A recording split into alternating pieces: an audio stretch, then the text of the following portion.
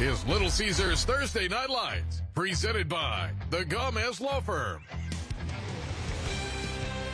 Live from Ferris Stadium on San Antonio's north side, it's Little Caesar Thursday Night Lights. It's week 10. It's the season finale. And boy, do we have a good one for you. It's the Reagan Rattlers taking on the Brandeis Broncos in a big 27-6A battle. Good evening, everybody. Don Harris, Chuck Mikatinik with you as always. Chuck, we always hate to say goodbye to a TNL season, but we've kind of saved the best for last. Both these teams on their way to the playoffs, and both want to go in with some momentum. No question. These two teams have both been hot, especially late towards the end of the year. These two teams essentially are battling for second place tonight in the always tough Northeast League. And then, of course, as you said, playoff bound next week. We'll get into all that, but both of these teams would really like to go in knowing they can hang their hat on a big dub going in. The Reagan Rattlers 5-4 on the year. They are led by their linebacker, Cole Higbee. And if you look up Cole Higbee, well, if you look up the definition of a high school football player in the dictionary, this might be the guy you find. 100%. As you saw, Army commit, that says it all. He's a linebacker, but we're going to see him on offense too. Heck, Don, this guy threw a touchdown pass last week. We were told this is the face of the franchise. Reagan, 15 years straight making the playoffs. As for the Brandeis Broncos, they're a young team with a lot of young talent, and that starts with their junior quarterback, Winter Smith. Amazing to think he's got another year left. It really is, and starting to heat up on the recruiting front. UTSA offer already in the bag, but he's getting looks from the SEC on down. Winter Smith can run, he can throw, really has dialed it up in his junior season, both throwing it and running it. Of the New Orleans Saints, what a great story Winter Smith is becoming in his junior season. And he's got some great talent around him as well, including at running back. When we come back, we'll run that down for you. It's our Gomez Law Firm Keys to the Game coming up.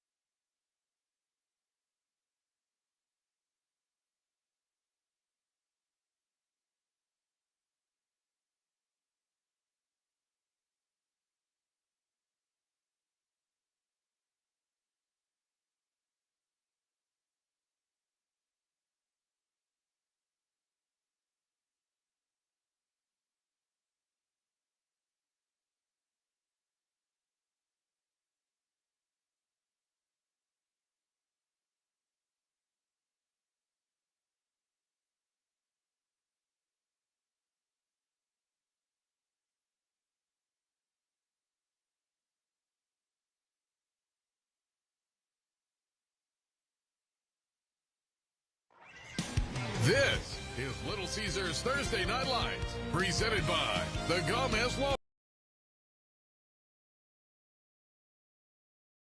Between Reagan and Brandeis, it's time now for our Gomez Law Firm Keys to the Game. We start with the Reagan Rattlers and Coach Preston Meyer. Chuck? Yeah, it's really interesting, Don. We got two teams and basically trying to do the same stuff tonight. Really cool. Each of them really treating this game with a high level of importance. Score some more points than the other team. Gotta love that one. And then also, let's be really good in the special teams. This could be a close one tonight. It takes all three, Chuck. Quality teams early in the season, you really find out who you are, because you always learn so much more from a loss than you do from a win. And over the course of the season, we kind of figured it out, got the pieces in the right place, and we've kind of had it rolling lately. Yeah, they have, and so have the Brandeis Broncos. Chuck, what are the keys for Coach Kimmy Lewis? Yeah, they want to be able to run the football, and that would say a lot tonight against this uber stout Reagan defense. Control the clock, keep that Reagan squad and their offense off the field. And then last but not least, trick or treat. Treat this as a playoff game because it's going to be a nice tune-up for both squads. Here's Kimmy Lewis. You know, we had some challenges early on defensively, just kids learning the system. We had a big departure with our senior class, so a lot of young faces had to learn, how we play football here. And I think now we're finally getting to that point to where we're hitting on all three levels with our special teams, offense, and our defense. So I think it was just time that we needed to figure things out. So now we're here. All right, both teams want to be sharp going into the playoffs. When we come back, we'll have our national anthem as kickoff is just around the corner.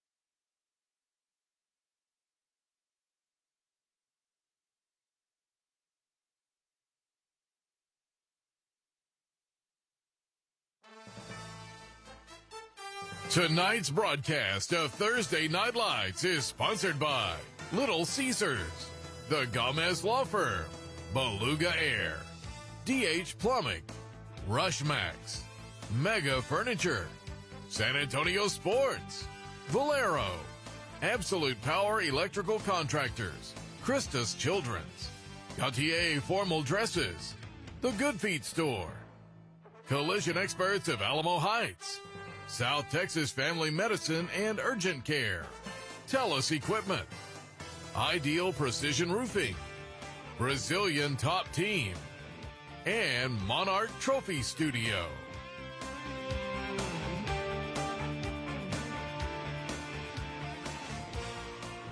We are live at Ferris Stadium. Here come the Reagan Rattlers, 5-4 on the year, 5-1 in District 27 6A play. They are led by their head coach Preston Meyer. Last week they beat Clark 38-14.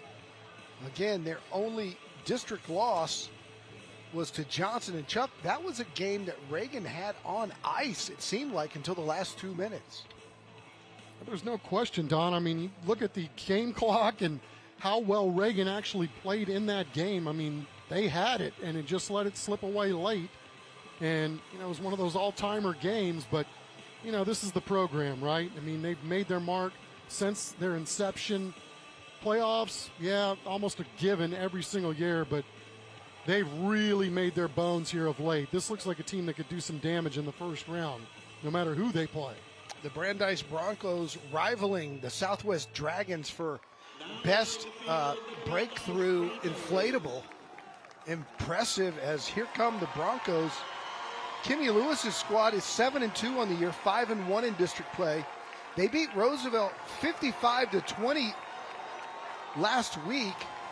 They made the playoffs again 12 different times, and they already know that they're going to play the loser of Sotomayor and Harlan, who play tonight.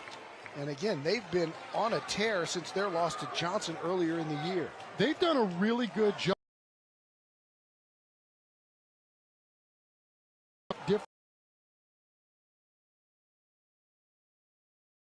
Have this year on offense, kind of waiting for their defense to grow up, but head coach Kimmy Lewis very excited about the growth of his young defense, how they've come along, and this is another team too that just seems to be getting better each and every week.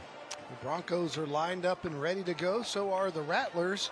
We are closing in on our national anthem. We turn it over to the public address announcer here at Ferris Stadium, and that is Lou Calusa. Standing at midfield, presenting our nation's colors this evening is the color guard from the Texas 20,083rd Air Force Junior ROTC from Brandeis High School. Commanding and carrying the American flag, Cadet Tech Sergeant Quincy Holbrook. Carrying the Texas flag, Cadet Airman First Class is a Ryan Christensen, the Texas Guard Cadet Major Elizabeth Stidham. At this time, we ask you to please rise and remove your hats to honor America, our currently serving members of our armed forces, and our veterans as we play our national anthem. Our national anthem this evening will be played by the Brandeis Bronco High School Marching Band under the direction of Patrick Aguirre.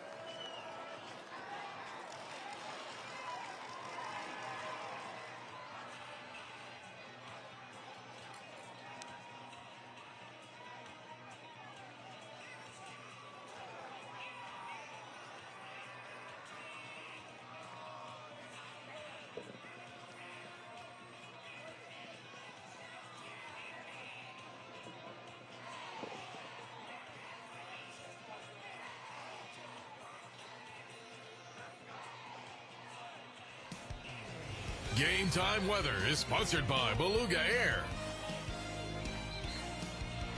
We are about ready to do this. It is time for our Beluga Air game. Look at that moon, 73 degrees, clear skies, hardly any wind. It was so nice down there. The season should be starting, not ending, from the weather perspective. Well, the second season's about to start, and boys, we got a good one tonight, right? With these guys, Preston Meyer and his Reagan Rattlers, and of course, Kimmy Lewis. So we got one coach that's in year 2 guiding the program, Preston Meyer, over on the other sideline with Reagan, was with the program, elevated to the top guy this year, and both of these guys, both of these staffs have done an amazing job getting these teams in a prime position for the postseason as we kick her away. It's our Good Feed Store kickoff, and it will be downed right there, so the Reagan Rattlers will have it first, and that means we will get a look tonight at Cody Ragsdale. He's the senior. He's 42 of 70 on the year, 60% of his passes complete, 514 yards, 3 touchdowns, 2 interceptions, and he's got a host of running backs led by Aiden Fernandez, who is playing linebacker as well, and John Opara, Bridges. They all get touches, and they all put up big-time yardage.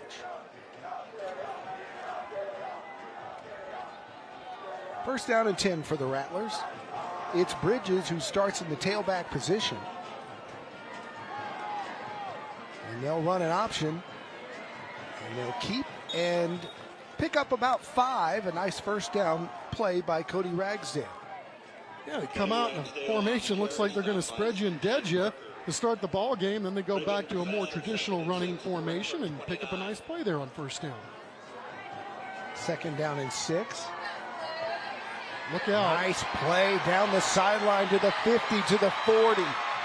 Bridges tripped up all the way down near the 10-yard line. A big-time gain by Edwin Bridges, the senior, who's run for 680 yards and 4 touchdowns this year. Yeah, he's done the bulk of the damage in the run game for these Rattlers, but how about those big fellas up front?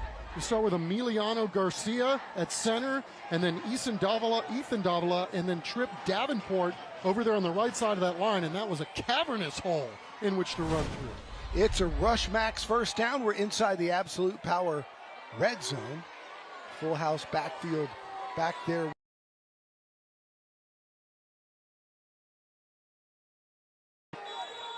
Lining up back there for Reagan, that's Ethan Hamlin. Let's take a look at the Reagan offense, led by those San Antonio All-Star Cademan Garcia, the left guard number 55, and All-District center Emiliano Garcia up front.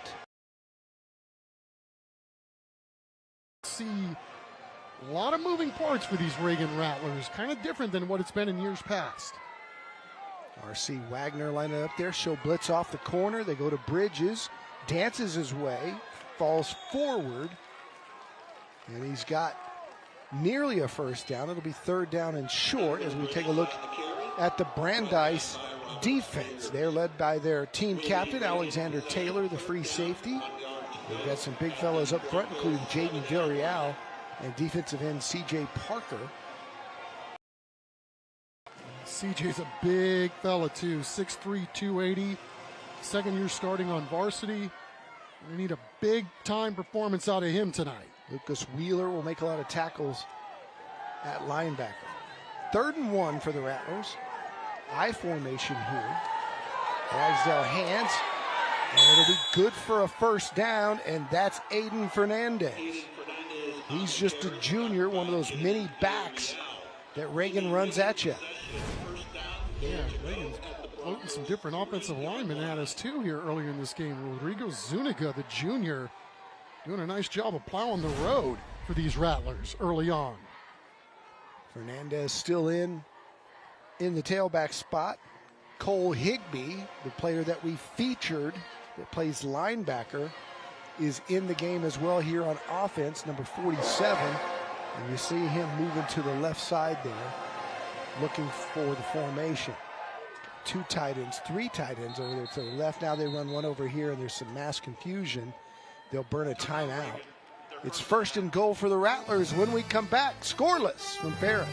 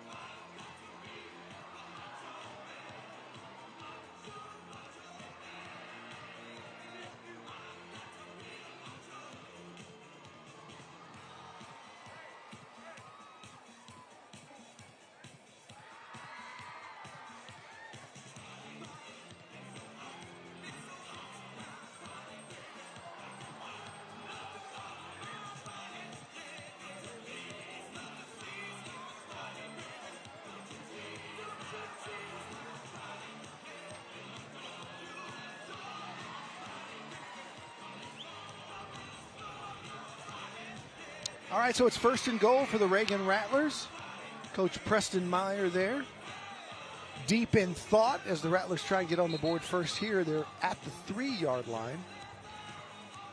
And had a little bit of some crossed up signals there before the snap, so they called their first timeout to talk it over, and here comes Ragsdale and that offense.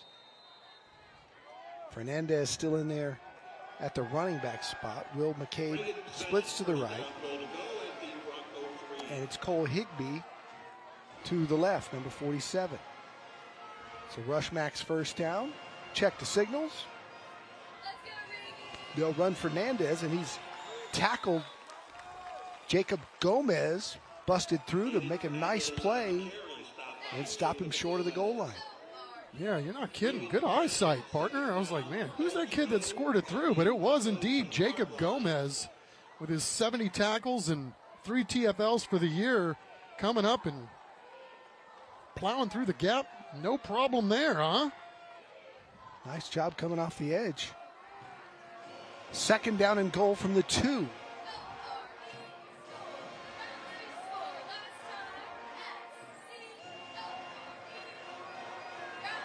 Ragsdale on a boot, looking, throwing. I think that ball's going to be called a pass. Don't know if his arm was in motion, but it doesn't matter. There's no replay here, but good rush by the Bronco defense to shut that down. It'll be third down and goal. Yeah, Brandeis bringing a lot of guys around their line of scrimmage, and Ryan Morris, the junior, not sold on any play fakes there, going right for the dude with the ball. All right, so it's third down and goal from the 2. Run didn't work, pass didn't work. We'll see what they go back to here. Bronco fans trying to rally that D. They send 2 to the left. That's McCabe and Martinez. They'll go to Bridges. Ragsdale will keep. He's in for a touchdown. Ronald Reagan High School. It's Cody Ragsdale, the senior quarterback, on the keeper. What a nice way to finish off a really outstanding opening drive for Reagan, doing all their damage on the ground, and needed a big run there in order to get the punch. They got a little swinging gate, at least the swinging gate look, as they line up to try to kick the extra point. Andre Salazar is perfect on the year. He's a heck of a kicker. 28 of 28 from PATs and 13 of 15 on the year with a long of 51. So if this game comes down to a kick, Salazar might be the X factor. Reagan leads it 7-0 from Ferris Stadium.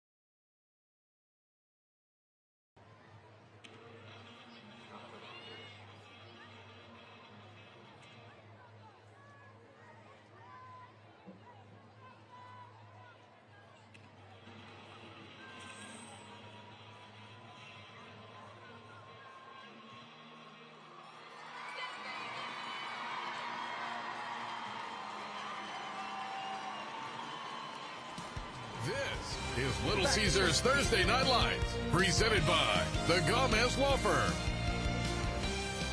Welcome back to Ferris Stadium. The Reagan Rattlers strike first on the 2-yard touchdown run by Cody Ragsdale,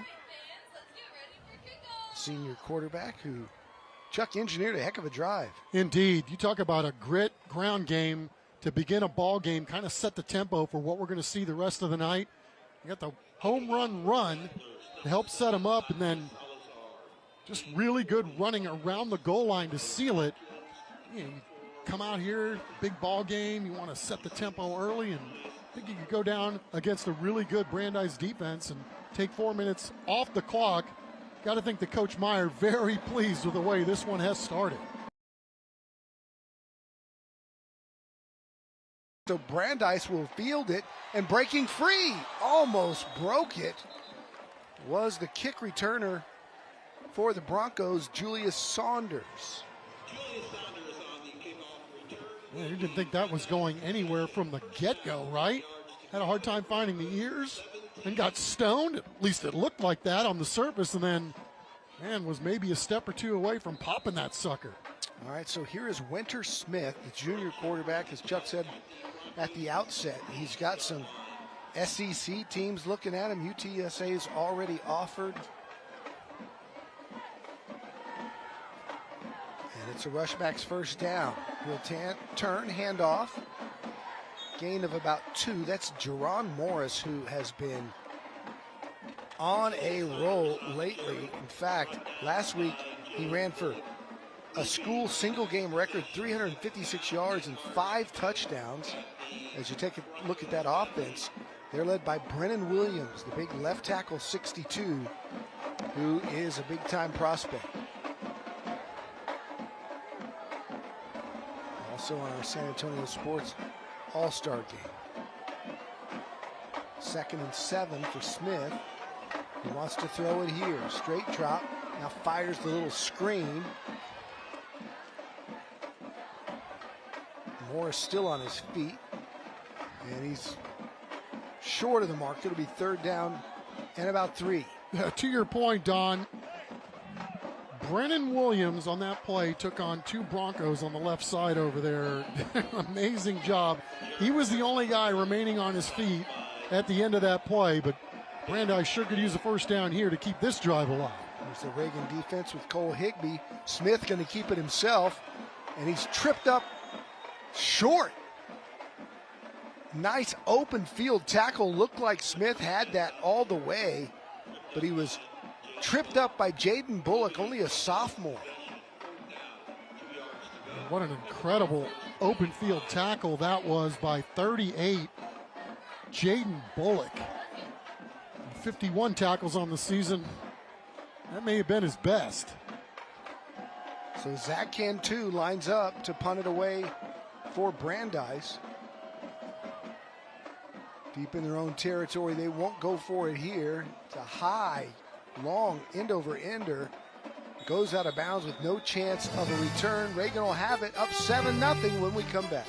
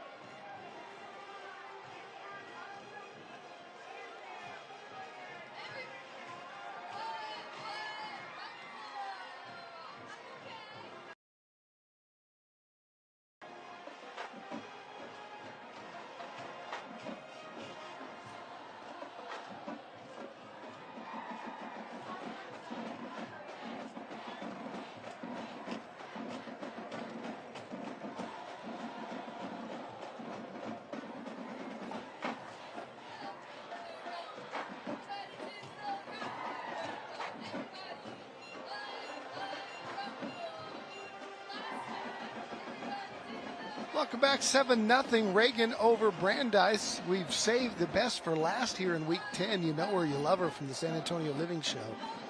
Look, it's Michaela Romero down there tonight on the sidelines. Hey, Michaela. Hey, guys. I am having so much fun tonight. It doesn't get better than this. The weather is perfect, and you know what would make the night even better? Little Caesar's Pizza. We have Little Caesar here himself, and we have Luis. He is one of the general managers here at one of the San Antonio locations, and they're going to tell us about why you need to stop at Little Caesar's after the game. Okay, so Luis, tell me a little bit about the convenience of Little Caesar's. I know you have those hot and ready pizzas. Tell us about that. So the convenience is we do have multiple pickup options from our pizza portal, which you can order, pick up, ready to go at any time. We also have our drive-thru, which expedites the customer service, and we always have a variety of pies for you to choose from, especially from 4 to 8. So we're all about the options and convenience with the delivery as well and our online ordering. You guys are all about the products and the service, right? Okay, so tell me a little bit about that and why you guys are top-notch. Yes, man. We do make our product fresh every day from the dough all the way to the window. Well, we do maintain that, keep it nice, hot, and ready, fresh for you. And like I said, we're known for our quality service and our expediting and getting it out the door for you. And he brought us some pizza. I made sure not to eat before coming to the game because I knew we were going to get some Little Caesars. So what did you bring for us today? I did bring my personal favorite. It's going to be a 3-meat, but I do like to add the crazy crust as well, which is the butter parmesan around the crust, just to add that little extra flavor. But like I said, we do keep a variety available for you from 4 to 8, from 3 meats, supremes, deep dish, thin crust. We do it all. Okay. I'm gonna open it up again so we can take a look. Okay, guys, look at this, and you have some special deals online. So tell us more about that. Oh, okay, our videographer. With our new app program we have going on, we do have a rewards program as well. We have multiple online deals going on the monthly. They're always coming out. So check out our app and keep up with it because our specials are always changing. Perfect. I'm going to grab a slice myself. Our videographer, Bryce, got a slice of the pizza, and everyone else on the sidelines. I'm having so much fun, guys. I'm going to send it back to you, and I'm going to enjoy this pizza. Maybe I'll save some for you guys if we don't run out. I count 4 boxes. One of those has to come to the press box. Okay. I got you. Kayla knocking it out of the park down there. A slice for Bryce. It's about time. You know, Matt never offered Bryce a slice. Michaela's making friends instantly down there. First down and 10. Ragsdale showing some speed, picking up a rush max first down. Reagan on the move again here at midfield. They'll go to Bridges right up the middle. Bridges, it's good blocking ahead. Picks up a nice chunk here on first down. Picks up about 7. It'll be second down and 3. Yeah, I got some studs up front for Reagan in this running game. You get a chance to see Caden Garcia. Emiliano Garcia, we've already talked about him. You got one that's an all-star. You got Gio Cantu on the other side. Just old right up the tackle type running right here on these last couple to pick up decent yards. Hand it to the tight end who lined up in the backfield. And that's a first down for big number 86 of the Reagan Rattlers. And that's Ethan Hamlin.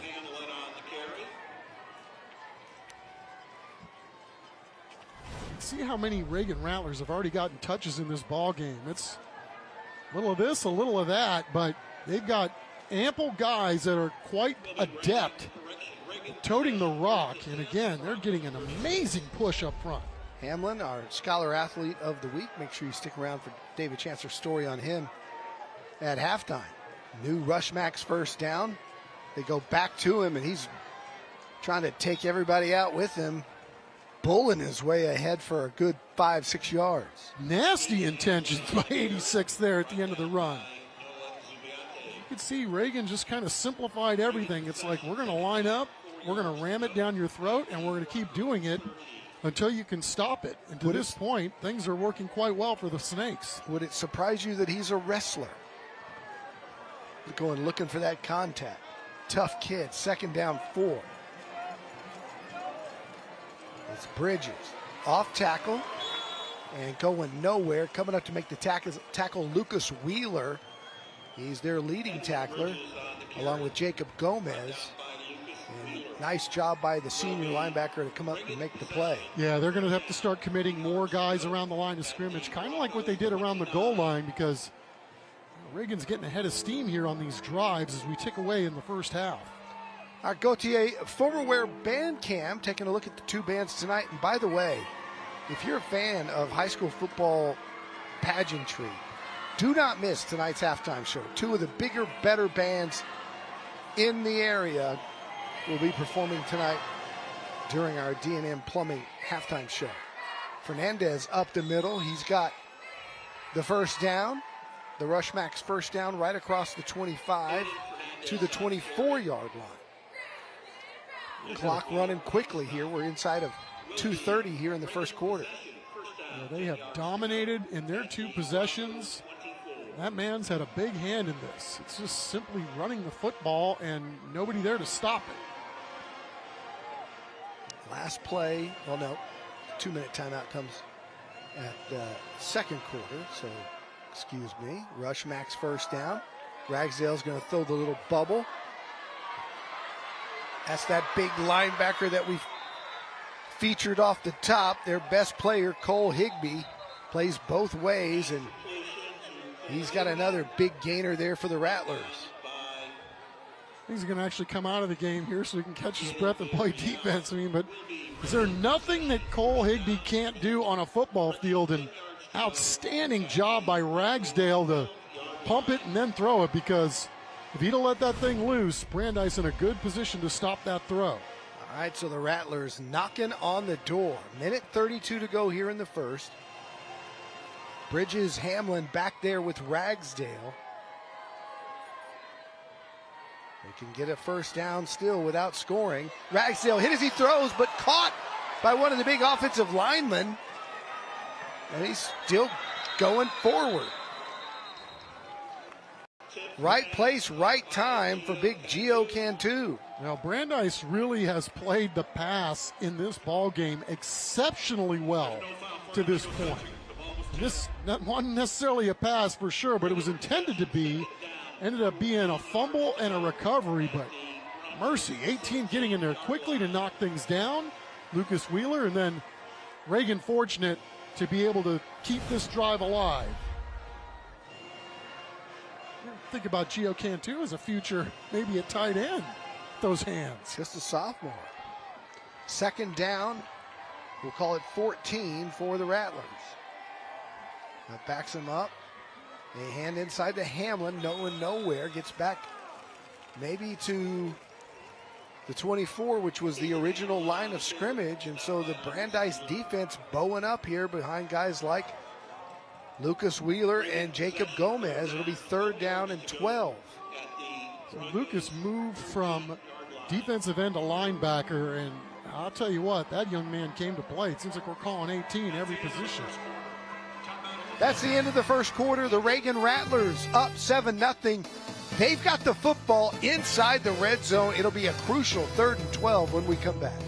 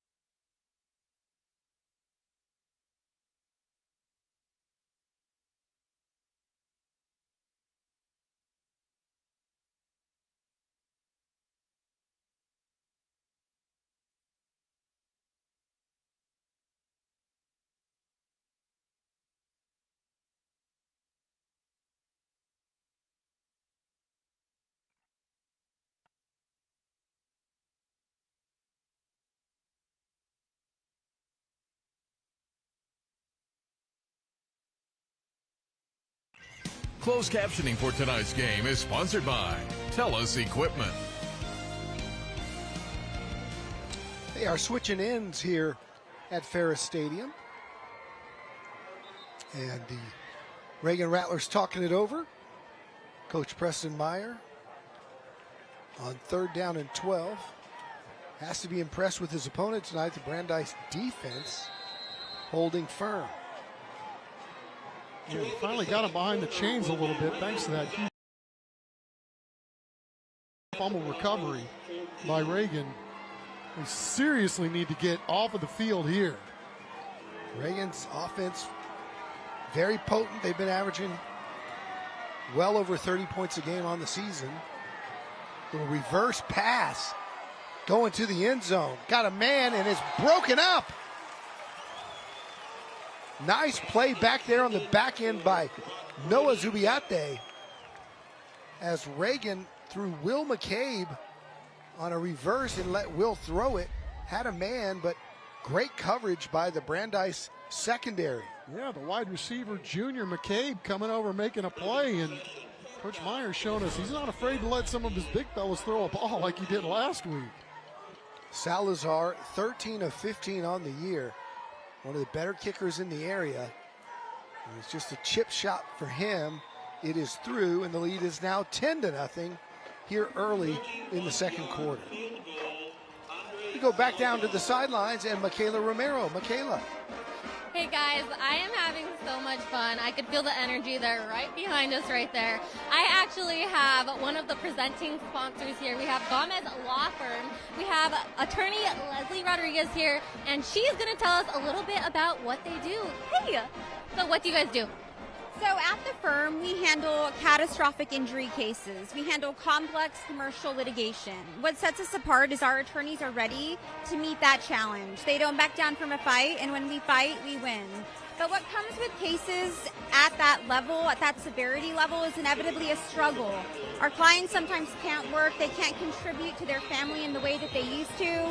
And what sets the firm apart is that we're ready, whether through resources, guidance, assistance, to make sure that our clients get back on their feet.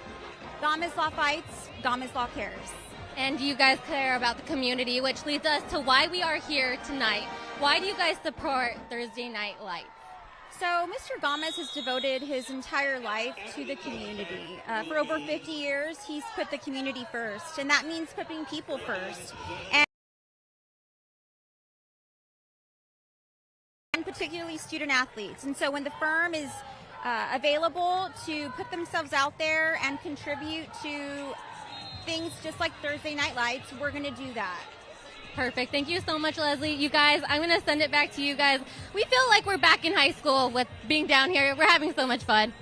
All right, thank you, Michaela. We appreciate the Gomez Law Firm and all they do for Thursday Night Lights, being our presenting sponsor again this year. Always great to have them on board. Guys, 1st and 10, hands it straight ahead, gain of about 2. Yeah, it bears repeating with what the Gomez Law Firm is doing around town.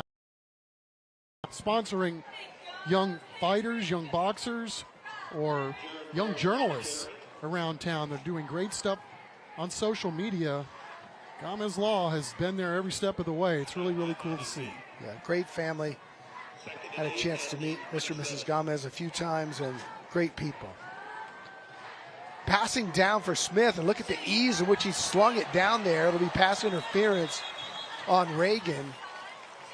But Chuck, right off the bat, you can see why he's got an offer from UTSA. The ball just comes out of his hand like he's Aaron Rodgers or something.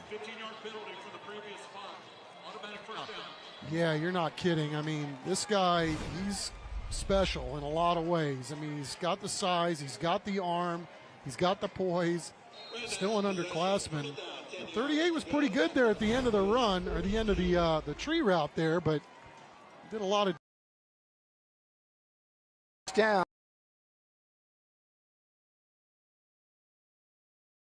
And Smith maybe back to the line of scrimmage. Looks like he lost a yard. Hadn't had a lot of success running the football, although he comes in with 1,000 yards on the year.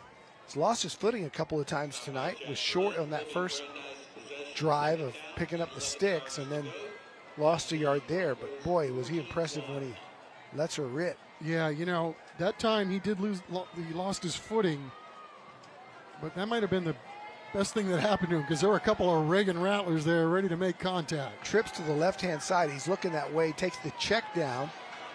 It's complete, but a good tackle coming up there by number 38, the young man who had the penalty earlier, and that's Jaden Bullock. Yeah, Jaden doing a great job there closing, and, you know, with Winter's arm strength, you saw it right there. I mean, he's throwing it across the field, and he's throwing seeds over there, and so you would think reaction time would be a little bit slower by that Reagan defense, but not on that particular throw. They were elite. They emptied the backfield here. Smith on a run, up the middle, close to the marker. I think he's short by a full yard. It'll be 4th down and 1, but this is one of those areas of the field where he might consider going for it. I don't think there's any question, given what Reagan's already done here on offense, and Reagan doing an outstanding job to stop Winters short. However, you could see that young man was determined to kind of take this on his shoulders right there, and if he couldn't get it, at least get it close. That was one heck of a way to finish that run, headstrong. So 4th and 1. Here's Smith, quarterback keep all the way, trying to string it, picks up the first down, and a nice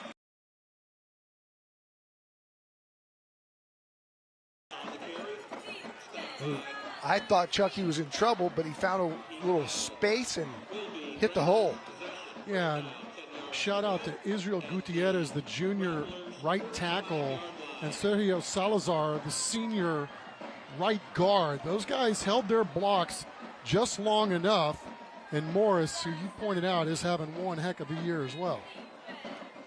It's a mega furniture first down here in the second quarter as Smith keeps. Brought down from behind, again picks up about 1.5 yards.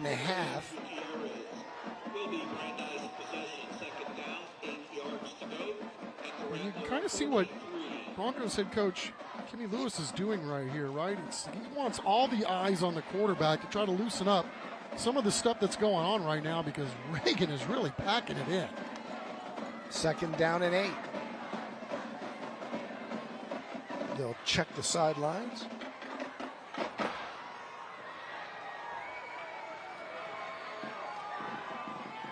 Morris in the backfield. Smith gonna run it, trying to get to the edge, gets to the sideline, gets out of bounds. 3rd down and about 4. Like I said, I like what they're doing right here. My guy's faster than your guys. We're going to run our wide receiver, make him run a deep fly, see if he can clear out a little bit of the space over there, and it's a nice little pickup here to make it 3rd and roughly 3. That's what we'll call it, long 3. 3 wide receivers to the left. And Morris in the backfield. And we've got a movement up front.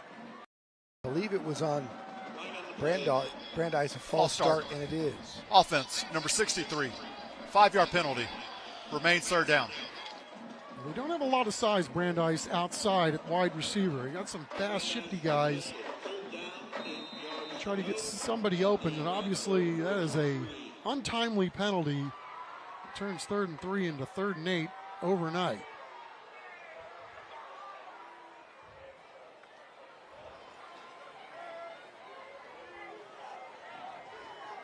Seen the Broncos equal parts run and pass tonight.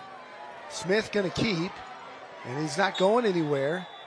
As that Reagan defense, Landon Herrera, the junior safety, comes up to make the tackle. Landon doing a great job there, filling the void, stopping that run for next to no gain, but it's the 2nd time on this drive we've seen Winter Smith having a hard time getting those cleats stuck in the turf. 4th down and 7 from the Reagan 42. Smith back to pass. Throws over the middle and almost completes it. A great job to knock it out. That was just a fantastic defensive play as Jaden Bullock has bounced back from his pass interference call with 2 great plays. That ball was caught and he just knocked it away. Indeed. 10-0. Reagan leads it. We're turning it over to the Rattlers when we come back.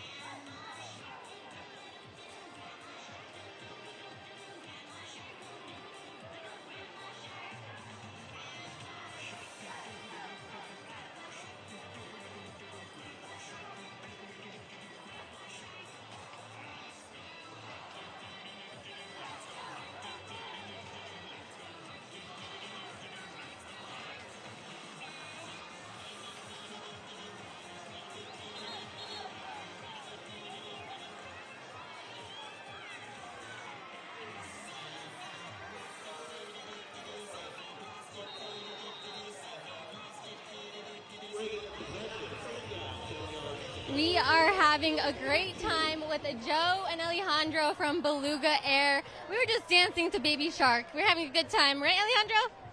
Yeah. Okay, so Joe, tell me a little bit about why you guys support Thursday Night Lights. So it's just important to give back to the community. It's the community that gives to Beluga Air, and us giving back to the students. They're in school and they're athletes, so we'd like to give back to them. And you guys are all about community, but you guys also are different than other companies, right? So tell me, what sets you guys apart? The biggest thing that sets us apart is myself and my management team that we just believe to do the right thing. If we didn't do the mission statement to be reliable, dependable, and efficient service, then we deserve, to make it right to you. So it's just about taking care of the customers. We're a family operated business, so we're here for the people. And if people want to get in contact with you guys, how can they do that? You can call 210-468-5977, or you can definitely go to our website, mybalugaair.com. Okay, perfect. Okay, Alejandro, I have a question for you. Why do people need to trust Beluga Air? Don't buy money, got me. Good job. Ooh, good job. Don't blow your money. Call Beluga Air. Awesome. Thank you guys so much. I'm going to send it back to you guys. It's a good time out here. We've been working on that all year. Well, he got it. I'm so glad. He got it. Don't blow your money. Call Beluga Air. Alejandro. Matt would be proud. Ethan Hamlin on the carry, brought down by C.J. How come she got him to do it the first try and it took 8-9 weeks when Matt was there? We shouldn't be trolling Matt. He's not here to defend himself. It's kind of like Beauty and the Beast, right? Well said. Frankenstein's a little intimidating. Yeah, our man Matt. Love you, Matt. Love you, Matt. Hope you're watching. Ethan Ham on the H-back. Mercy. This guy would not go down on first contact. And I just cannot say enough positive things about what these big beasties are doing up front for the Reagan Rattlers. I mean, these dudes are a load across the board. Maybe not the biggest dudes in size. After the play, unsportsmanlike conduct, number 55 of the offense. 15-yard penalty from the end of the play. It'll be second down. Please reset the game. Back in 15 seconds. At Brazilian Top Team San Antonio, our kids and teen classes build more than strength. From anti-bullying to mental resilience, your child becomes part of a community that lifts them up. Sign up today for a free trial class at bttsa.com. So 2nd and 18 now for Cody Ragsdale and company. Two receivers to the right, looks that way, rolls that way. Ragsdale's going to fire underneath. It's caught. Not much of a gain. To Jericho Espinoza, the young sophomore. Yeah, how about Jacob Gomez, the senior for Brandeis, playing with a little nasty himself right there with a vicious tackle to bring up 3rd and long. Penalty really setting the Reagan Rattlers back here on this drive. Brandeis trying to get off the field here on 3rd and long. We'll call it 16. New quarterback in here for Reagan. That's Jace Heiser going deep down the sideline. It's almost picked off. Good job coming over Alexander Taylor, the free safety. He's kind of knocking it away, knowing that it's 4th down and the Rattlers will be punting it. Thought he could have made a play for an interception, but just goes one-handed and knocks it away. Yeah, 2 guys back there, and these Broncos got a bunch of new guys in terms of their defensive backfield, and they are really playing well. They played really well here tonight. During the 4th quarter of tonight's game, we'll be highlighting the school bus stop of the game. The law in every state requires drivers to always stop for a school bus when the stop arm is out and the red lights are flashing. Punt backs Brandeis all the way back to the 10-yard line, going south of that, brought down around the 6, and just really impressive special teams play by the Rattlers. Brandeis will have it deep in their own territory when we come back.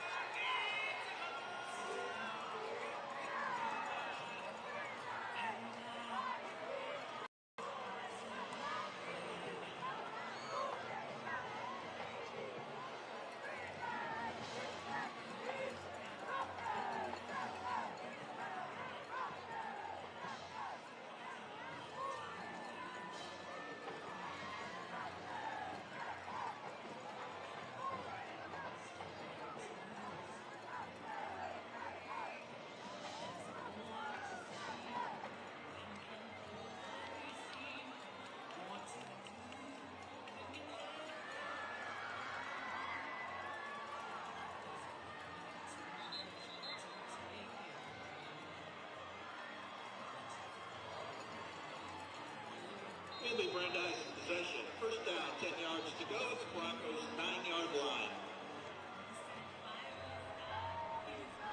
If you are looking for some fun after the game, you might want to head to Rush Max. We have Ethan here and Rocky, and they're going to tell us a little bit more about what you can expect.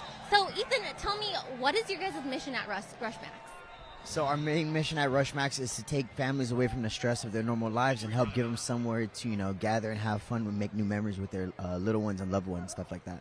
See, perfect for after the game. Okay, Ethan, what can people food, games, name them all for us. So we do have something called Neoverse. That is our state-of-the-art bowling lanes, big old LED screen across the back. We got a soft play area for the little ones, laser tag, go-karts, and 80-game arcade, as well as a concession stand and a 40-person bar right in the middle for the adults to enjoy themselves. Okay, so there is literally something for everyone. You guys make sure to head to Rush Max after the game or this weekend. It's almost the weekend, Thursday Night Lights, and then Friday, and then it's time to, have a good time. Thank you so much, Rocky and Ethan. Make sure to go to Rush Max, guys. I'm going to send it back to you. Thanks, Michaela. Big play by the Reagan defense there. Brandeis backed up to their 1-yard line, and Chuck, they're just dominating up front. Well, 95 scoring through their Colt Galan, and, Don, they're rotating 9 guys into the 4 spots. They're undersized by most people's scorecard, but they got a bunch of linebackers essentially playing D-line, and it really shows up in the speed department. These dudes are fast, they play hard, and as Coach says, they do what we need them to do. You saw it right there on display. There's a hands to the face penalty on the Rattlers, though, and so that's a 15-yard penalty. And Brandeis bailed out here because they were inside the 1. Here it is up front. Kind of hard to see, but a penalty nonetheless. And a new set of downs for the Broncos. They run it on first down. Morris gets back to the line of scrimmage. They'll give him a yard. It'll be second down and 8. They'll give him 2 yards. Tell you what, it's getting a little gritty, to say the least, in the trenches. Guys are getting after each other, and I tell you, on both sides of the ball up front, Reagan has really, really stepped up tonight. Be second down and 8.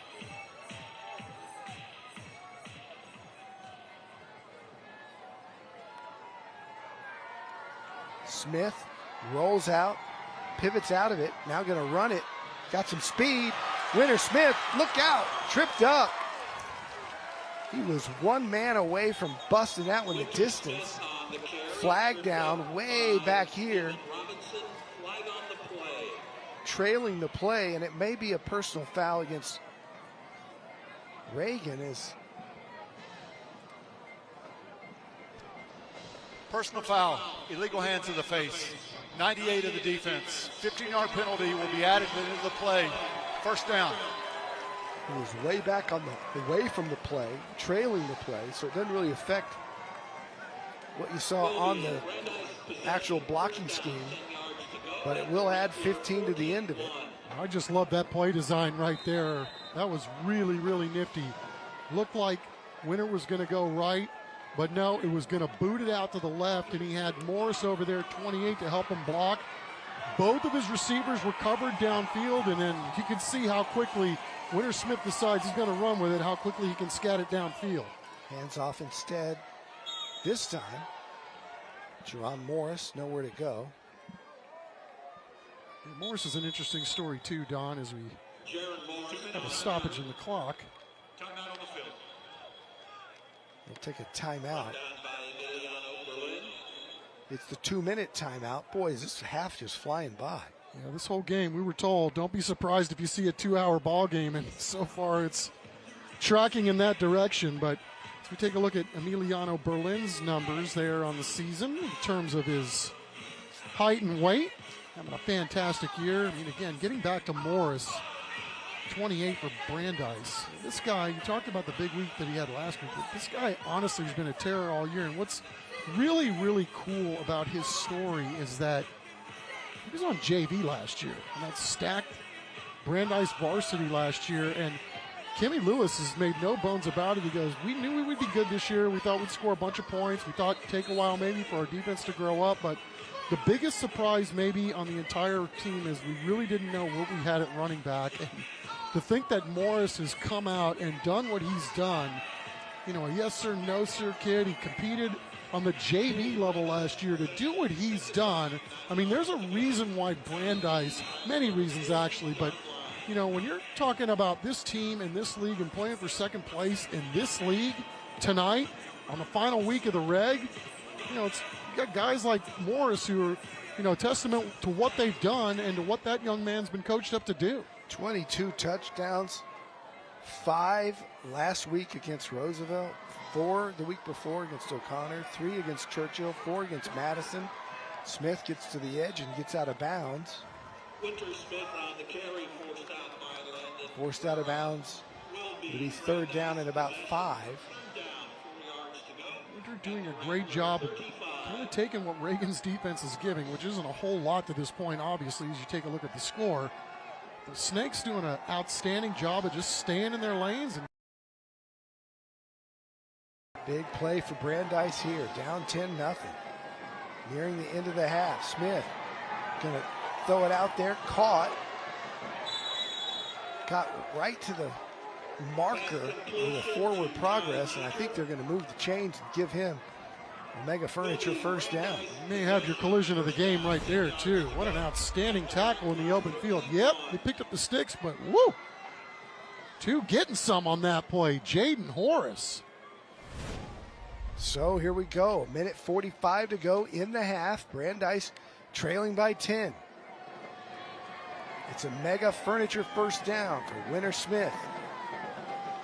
Gonna throw it and complete it out to the outside. That's Sean Evans on the reception.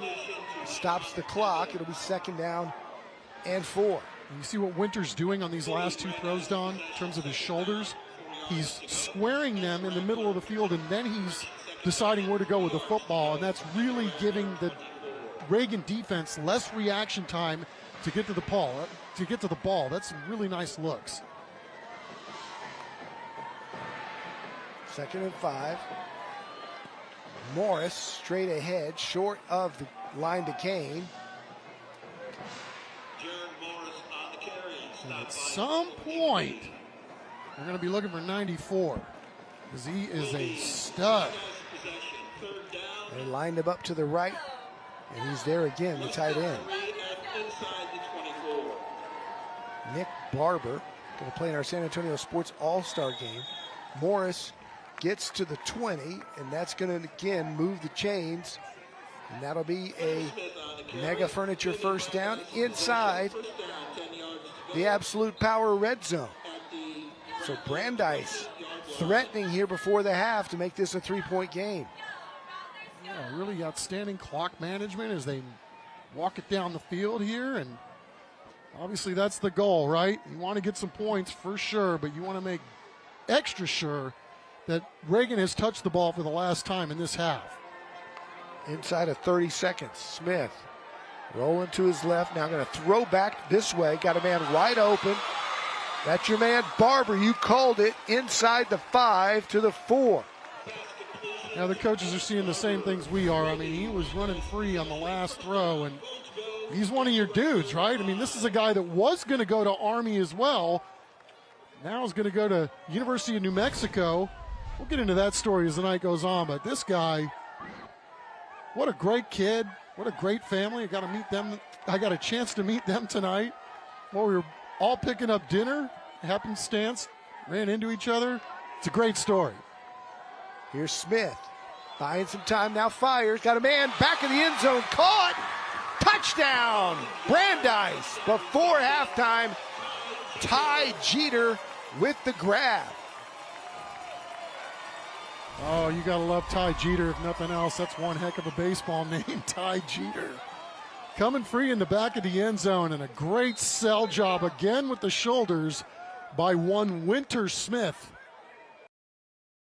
That's a football game going into half.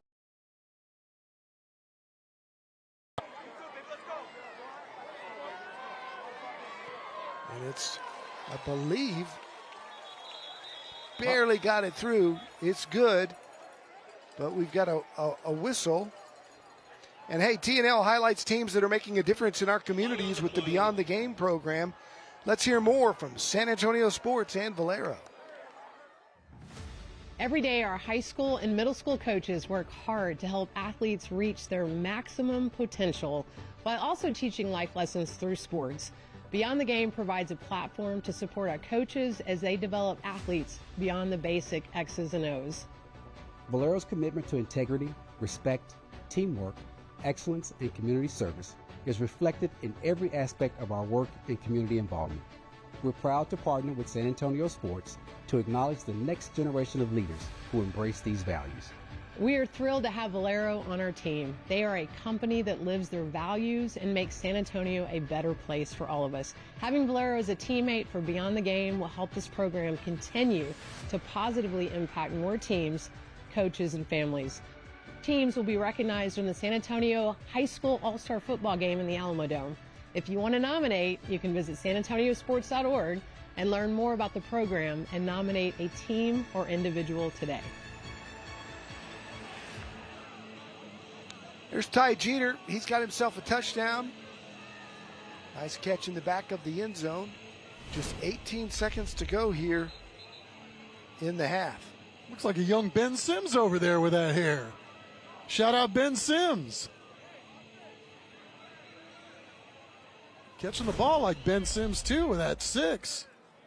Setting us up for a great second half.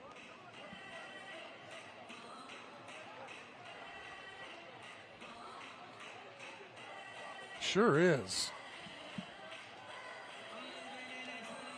A nice ball game brewing here between two outstanding football programs and two teams that are bound for the postseason, and we'll just see how the postseason's already setting up. I cannot believe, Don, some of these matchups we're going to have in the first round. It's going to be a first week of the postseason in this here region for sure.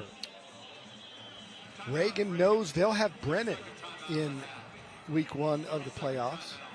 Brandeis, they're set. They're locked in to the 1 seed on the smaller level, the Division II, and they'll play the loser of tonight's game between Harlan and Sotomayor.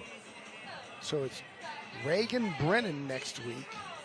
Brandeis will take on the loser of Harlandale and Sotomayor tonight.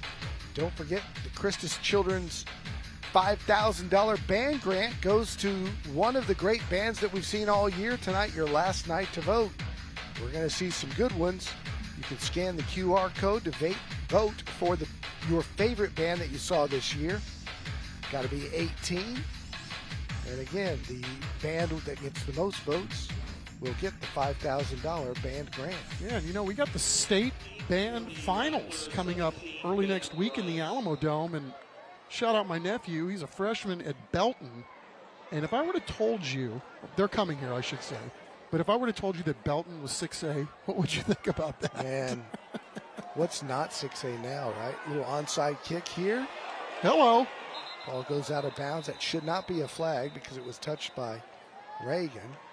Flag on the play.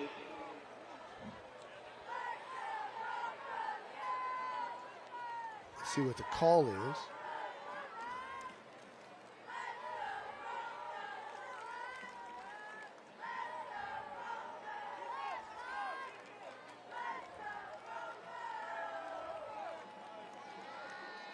The officials talking it over. If they're calling the flag because it went out of bounds, I believe it was touched by Reagan, and that shouldn't. Offside on the kicking team. That penalty's declined. Free kick out of bounds on the kicking team. The penalty wouldn't be enforced 5 yards from the out of bounds spot. First down, Reagan. We're back in 15 seconds. At Brazilian Top Team San Antonio, our kids and teen classes build more than strength. From anti-bullying to mental resilience, your child becomes part of a community that lifts them up. Sign up today for a free trial class at bttsa.com.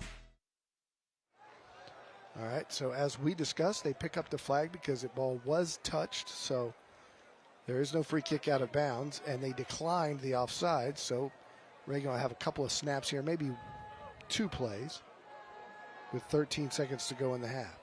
You know, Alexander Taylor took a shot there during that scrum.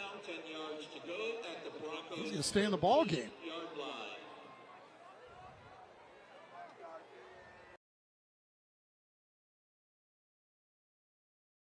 At about the 18-yard line. A close 10-7 ball game here at Ferris Stadium. And just a little victory formation here. Nope. They run out of it.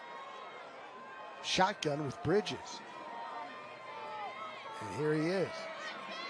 He'll be brought down across the 15 to about the 16-yard line, and that'll be half. The Reagan Rattlers leading Brandeis, but the Broncos are back in this football game after a late first half touchdown by Ty Jeter on the pass from Winter Smith.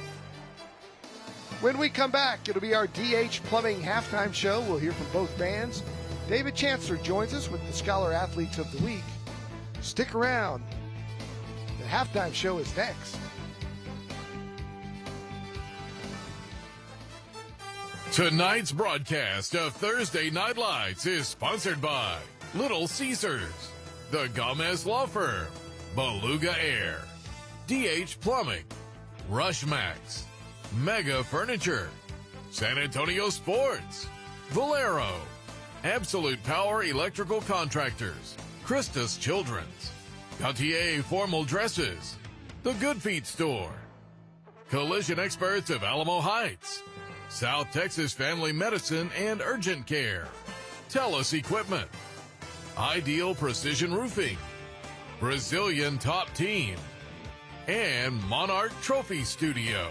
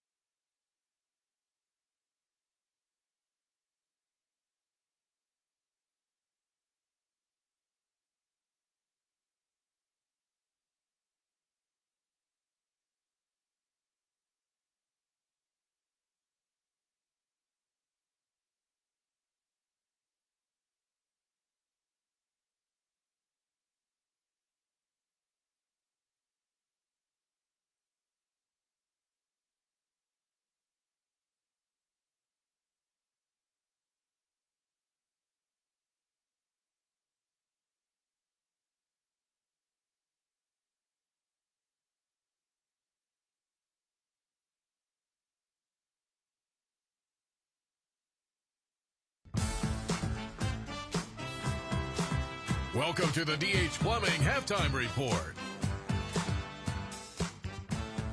Welcome back. It's halftime here at Ferris Stadium. Reagan leads Brandeis 10-7 in a good one here on our DH Plumbing halftime show. The Reagan Rattler Band has taken the field here, a very impressive-looking group, big numbers across the board. And this week we spoke with their band director. Take a listen. I'm Brett Nelson. I'm the director of bands here at Ronald Reagan High School. This is my second year at Reagan, and overall, I think this is my 18th year in teaching. So we have 350 kids in the program, staying between our brass, woodwind, and percussion students, along with our color guard, and then we use a visual ensemble, which is a collection of dancers from the dance department. And so our makeup is kind of, honestly, it's about half juniors and seniors, half sophomores and freshmen. So we're very fortunate enough to have a good mixture of kids, both on the new side, but then also on the returners for their leadership and guidance. This year's show is entitled Not So Simple, and it's based off a very common Quaker tune called Simple Gifts that Aaron Copeland used in his masterwork, Appalachian Spring. And so we take that melody and kind of twist it upside down a little bit and do all these little variations. And then finally, at the end of our production, we give the song as it's intended. And then the visual component of that also matches that. We have a lot of simplicity, but then a lot of complexity, and it's a nicely coordinated program. So our competition season has been very successful. We just finished up the UIL State Marching Contest, where we placed 7th in 6A. Prior to that, we were very fortunate enough to place first at the Bands of America Central Texas Regional. And then this upcoming week, we travel to Indianapolis to participate in the Bands of America Grand National Competition. None of this success would be possible without my colleagues, primarily starting at the middle school level with our middle school band feeders of Bush and Lopez Middle Schools here in Northeast, our wonderful support staff that we have here, the rest of my colleagues, and last but not least, our wonderful administration and our parent club. And without those parents, we couldn't do anything without them. Oh, what a treat it is watching this Reagan High School band do their thing here tonight on Little Caesars Thursday Night Lights. Now it's time for the Christus Children's $5,000 band grant. So to vote for these Reagan High School marching band members and their squad, scan the QR code on your screen. Now remember, you must not only be 18 years old to do this, but please, if you're watching on the internet tonight outside of the San Antonio city limits, please area.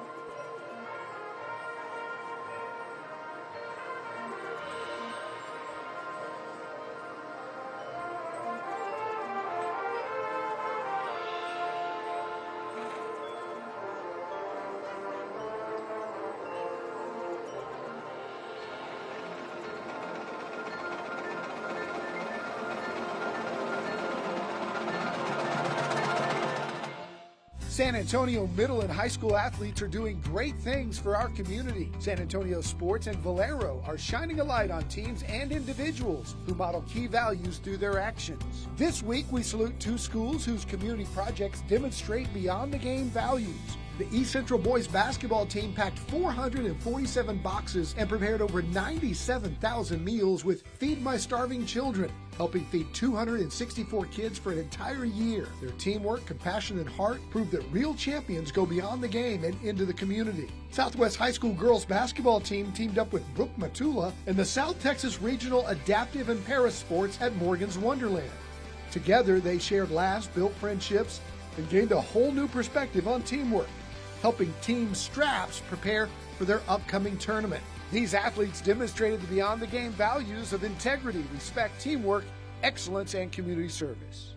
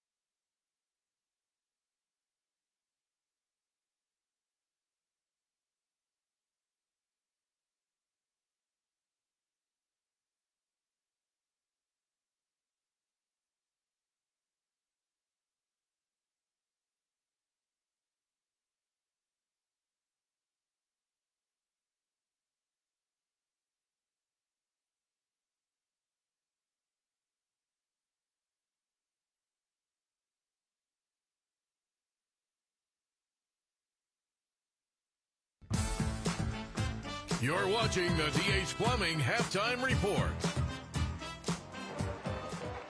Welcome back to halftime. It's the DH Plumbing Halftime Show. Reagan leads Brandeis 10-7. Halftime show rolls on. As always, it's time for our Beluga Air Scholar Athletes of the Week. At the end of the year, Beluga Air will present a $10,000 scholarship to one of the students that we feature this season on TNL. David Chancellor introduces us to this week's Scholar Athletes. Ethan Hamlin, 3-year letterman, captain, two-way player. Football or wrestling? You got to choose. Football is king. At least it was, until he found wrestling in high school. Definitely wrestling. You know, I love football, but there's a different feeling like when you get that win on the mat. I told my mom after the first match, like, that was the hardest thing I've ever done, but like I couldn't stop smiling. And I got my butt whipped. I lost, but it was awesome. He played Pee Wee football as a kid, but wrestling offers something football can't. In fact, no sport does. Is it like that sort of gladiator feel? It's like you're the guy. You're the only guy making decisions. You're literally the coach, player. You're everything. Like because you're making the decisions. You have to decide what you're doing, and then whoever wins. It feels amazing. He is an A student, a volunteer for the food bank, and he loves coaching younger kids in 7-on-7. Mr. All-American, right?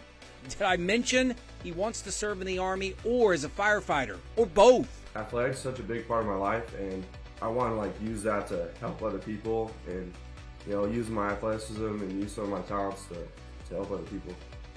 Sylvie Goldblatt loves to dance. It's in her soul, and she pours that out in every performance for the Brandeis Lariat dance team. Every time we perform, you don't do it just for yourself. You do it for the people around you. You do it for those who look up to you, who might be in your place, that aren't there yet. It's just the best feeling ever. So is winning, and Sylvie and her teammates do plenty of that. I am definitely most proud of our 4th national title at NDA. It was an insane feeling. Your national Her team voted her best in game day, most spirit, top scholar, and social president. It honestly makes me feel so loved and appreciated to know that other people have been noticing the hard work that I put in, and what goes around comes around. So the people that have shown me support, I'm all for it to give it back to them. The honors don't stop with dance. 102 GPA, student council. She even co-founded a program to help kids at the Ronald McDonald House. But maybe best of all, she's an AP scholar with distinction. And by the time she graduates, she will have passed all 15 of her AP exams. My advice is to honestly just do it all. I mean, you can never have too many things to do, but also take it one day at a time. Because something happens, you get a bad grade on an assignment, you take a look at it, in the whole entire world, it's one little speck. And you can always bounce back from things. Something I've learned that dance has taught me, joining so late in my life, is that it's actually never too late to do the things you love.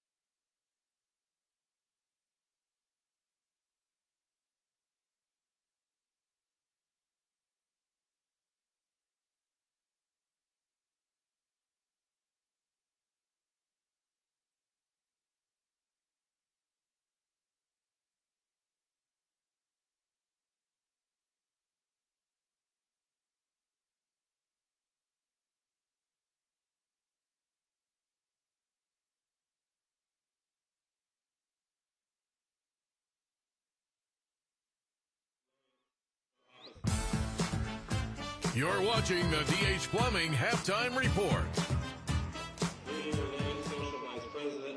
Welcome back to our halftime show, DH Plumbing style. And as you can see on the field now, we've got a change of bands.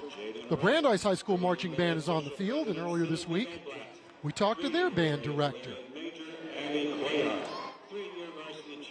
My name is Patrick Aguirre, and I'm the director of band at Louis D. Brandeis High School. This is my 4th year at the high school. It's been 4 wonderful years, and now we're just looking ahead just for some wonderful moments with these kids. Our marching band size throughout the fall semester is 210. This includes our percussion studio, woodwind, brass, and also our color guard and field dance company. So it's a really large visual ensemble for Louis D. Brandeis High School. We have our band senior recognition night, so we'll not only be performing for the dance team, which are the Laureates, they'll have their senior recognition, and then it will go into band senior recognition. After we have our piece, the percussion studio is going to be performing our marching show this season. They have a standalone season as well, and they're ending it this Saturday at their South Texas Drumline Festival. So what will be neat is to see the percussion studio performing. We're basically at the tail end of our competition season, and we are looking for the football playoffs happening next week, actually. Our show is called The Forbidden this season. Some of the music that we are playing are Spartacus by Jan Vanderroos. We're playing The Uninvited by Alanis Morissette, which featured a really neat electric violin soloist. And then our last tune is from the movie The Wind and the Lion. The music was composed by Jerry Goldsmith. The band's been doing an awesome job of bringing the show to life. Some of the contests that we went to and had some success at were, we went to U.S. Band Hill Country, U.S. Band Austin Regional, and we were grand champion at both regionals. We did also go to the Comau Marching Classic, which we got first place, so 6A bands. We got our first divisions at UIO region, and then we went over to UIO area, representing Northside and Area H out of 22 bands. We earned 5th, making a state alternate, just 1 away from the state marching contest. The kids have been elated this season and just really enthusiastic about putting the show on the field. It definitely takes a team, and an amazing team that we have at Brandeis High School. Our associate directors are David Swatters, we have Joshua Connor, and we have Stephen Gress, really making sure that the show is complete and the program is just solid. Definitely want to give a huge thanks and support to our Brandeis Bronco band boosters. This booster program, which is all of our parents and even alumni, this truly makes this program thrive. And of course, support from our wonderful principal, Dana Gilbert Perry, and then our fine arts administrators. We have John Dominguez overseeing band, and then Elizabeth Santos Lopez overseeing the District of Fine Arts. And they're just doing a wonderful job. Ladies and gentlemen, the highly decorated Brandeis Marching Band, and you know what time it is now. It's time for the Christus Children's $5,000 band grant. To vote for the Brandeis High School Marching Band, all you got to do is scan the QR code that you see on your screen. Must be 18 and live in the viewing area. I want to make sure you remember that. And thanks again to Christus Children's once again for sponsoring this year the $5,000 band grant.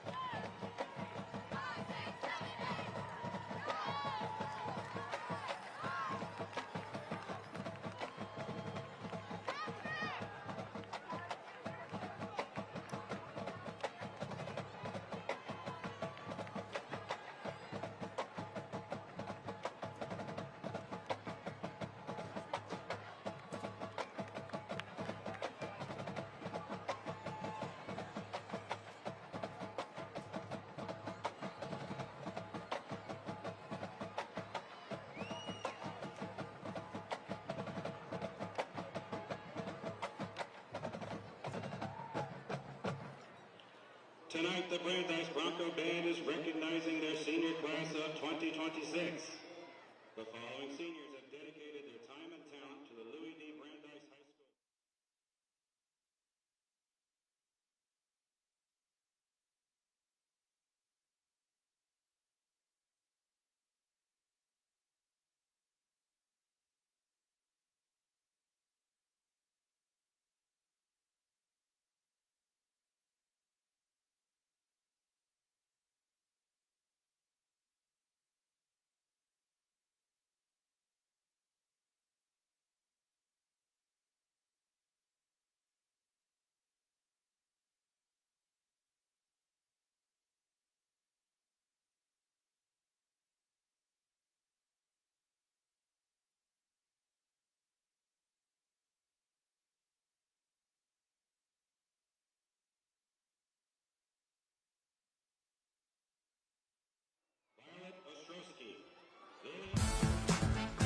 You're watching the DH Plumbing Halftime Report.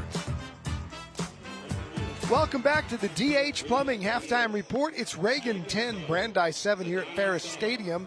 The final week of Little Caesar Thursday Night Lights. As you see, the teams are coming back on the field. But first, time to take a look at our first half highlights. Reagan Rattlers got on the board first. Cody Ragsdale, who showed some speed in the first half, got in here on the 2-yard touchdown run to make it 7-0. They made it 10-zip off the foot of Andre Salazar on the short field goal. And then right before halftime, Winter Smith hit Ty Jeter in the back of the end zone. That got Brandeis on the board to cut the lead to 10-7. That's where we stand when we come back with second half action.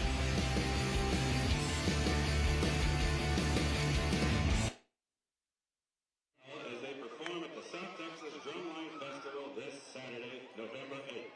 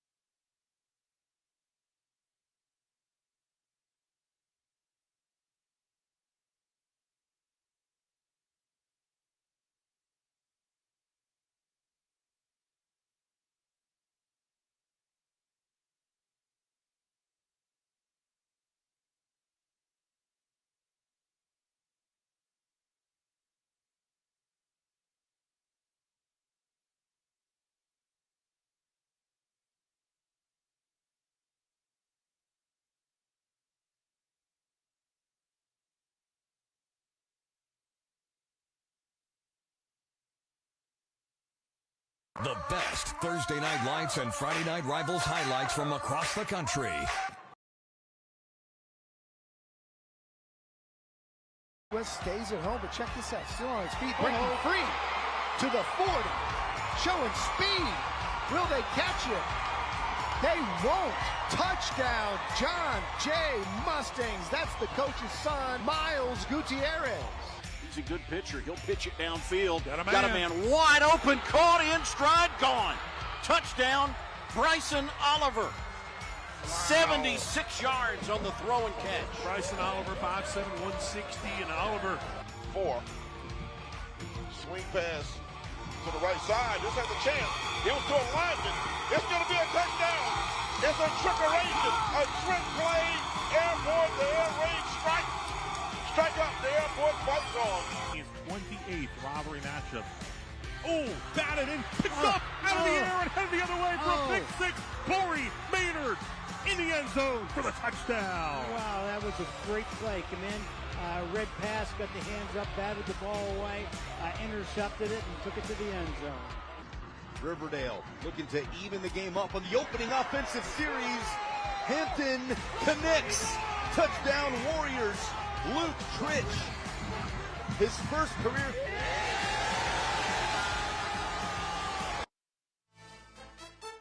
Tonight's broadcast of Thursday Night Lights is sponsored by Little Caesars, the Gomez Law Firm, Beluga Air, DH Plumbing, Rushmax, Mega Furniture, San Antonio Sports, Valero, Absolute Power Electrical Contractors, Christus Children's, Gautier Formal Dresses, The Good Feet Store, Collision Experts of Alamo Heights, South Texas Family Medicine and Telus Equipment, Ideal Precision Roofing, Brazilian Top Team, and Monarch Trophy Studio.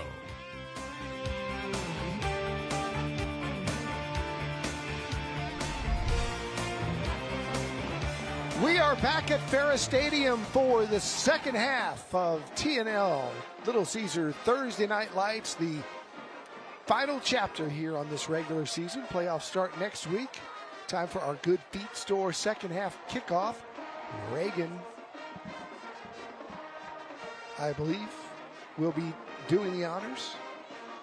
And Brandeis will have the football first here in the second half. And it was so important for Brandeis what they did at the end of the half. Obviously, not only to get back in this football game, but really steal a possession there at the end as well. So they get it back to back.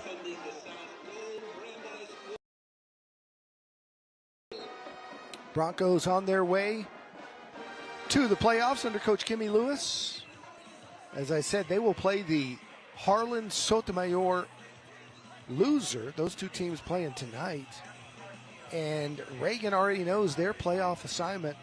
They'll get Brennan in round one. So a couple of nice matchups. There'll be a few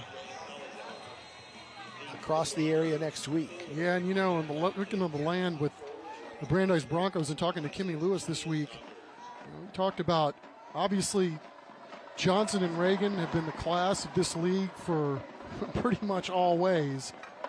And, you know, you're going to have to win some of these games. Of course, you think at some point, but I think more importantly for them too, you know, he said it's really important. You want to put yourself into a position to be where we're at, which is the winner of this game gets second place in the league. But, you know, you got to beat the Clarks, you got to beat the Madisons, and you got to beat all those other teams that are kind of in your same spot in terms of the size of the school. Right there running the offense. Obviously, it was nice to have a starting quarterback back, and the fact that their defense grew up as quickly as it did. Let's see what the second half has in store. It's a Rushmax first down for Winter Smith and his crew. He turns and hands off to Morris, and Morris is not going anywhere. Coming up again to make a tackle is a kid who's had a really good game here tonight, and that's number 38 for the Reagan Rattlers. Had a pass breakup. Jaden Bullock had some nice tackles on the outside. Yeah, and even on the PI, Don, he was really good at the end of the route tree, but got a couple of little hands in there, got a little handsy on the way up it. But yeah, you're right. He's been absolutely stellar this evening. 2nd down and 10. As they check the play call. 2 split wide to the right for Smith. They'll hand it inside again to Morris, who's going nowhere fast. Again, Reagan coming up right from the outside, and that was the linebacker, Emiliano Berlin. They're just staying at home and rallying to the football. Reagan has been outstanding tonight in the box. 3rd down and 10 for Smith. 5 wide, 3 to the right, 2 to the left. Man over the middle, caught! Across the 40, down to the 44-yard line. What a pitch and catch by the Bronco offense. Winter Smith hitting Lane Watkins, the sophomore, in stride over the middle. You talk about a timing play. That had to be a dime on time because of the jump that Reagan got off the edge here. Great route, great throw, and Winter Smith is heating up. Run it here. Across the 50. Right to midfield, anyway, is Jaron Morris. And over the 1,500-yard mark tonight. It'll be 2nd down and 5. Ricky Morris, their kick returner, coming in and doing a really nice stop. He kind of does a little of this and a little of that, and as mentioned, I mean, he has turned heads every step of the way. Guy that doesn't complain, just comes to work, brings his lunch pail and hard hat, and he's starting to heat up. Nick Barber lines up in the backfield. He'll block straight ahead for Smith. Smith still on his feet, makes a move across the 30, across the 25 to the 24-yard line.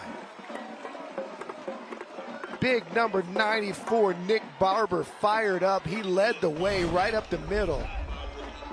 Made a huge block on Higbee, and that freed his quarterback. Tell you what, these guys are playing through the whistle. You gotta love it. It is heating up here in the 3rd quarter on both sides. They're ratcheting up the intensity level. Both coaches this week talked about the importance of this ball game. Maybe not so much in terms of, hey, whether or not we're going to go to the playoffs, but both of these teams looking for momentum and to maintain what they've done to get here. Smith going to sling it out to the right, almost picked off. Good coverage and good closing speed there on the corner by Steven Robinson. Yeah, feels like a playoff game in November, doesn't it? Well, we're in November, and it ain't the playoffs yet, but both of these teams showing you a little bit about how important every one of these ball games is, and you're not taking anything off or anything for granted.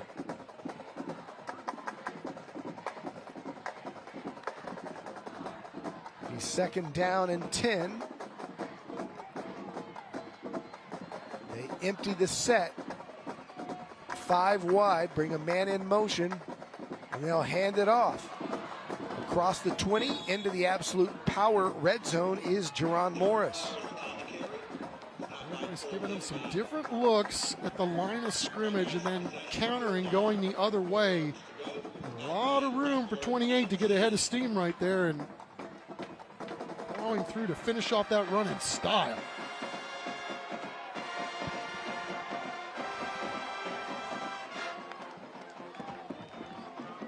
Third down and 5.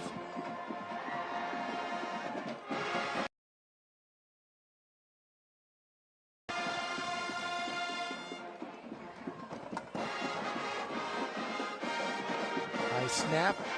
Morris gets close to the 15, and I believe he's got the 1st down. They wave the chains ahead.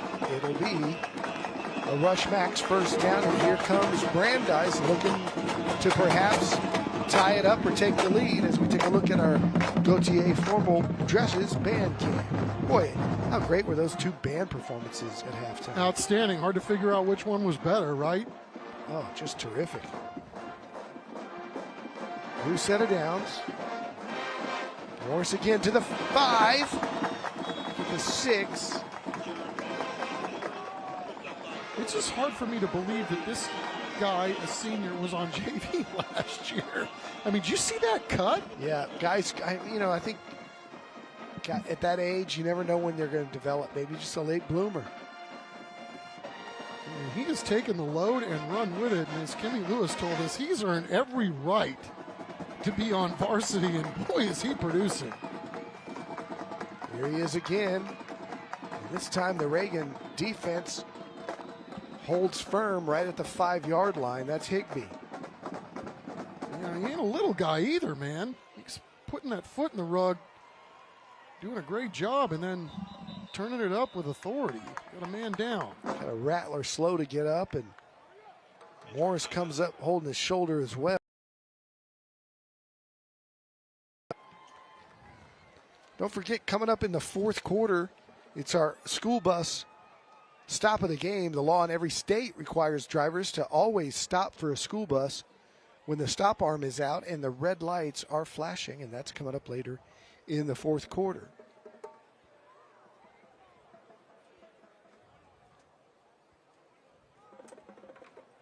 As we have a stoppage in play here to try to figure out exactly what the injury is and to whom. This has been a pretty impressive back-to-back drive performance by these Brandeis Broncos. And we're back in 15 seconds. At Brazilian Top Team San Antonio, our kids and teen classes build more than strength. From anti-bullying to mental resilience, your child becomes part of a community that lifts them up. Sign up today for a free trial class at bttsa.com. And we're back as one of the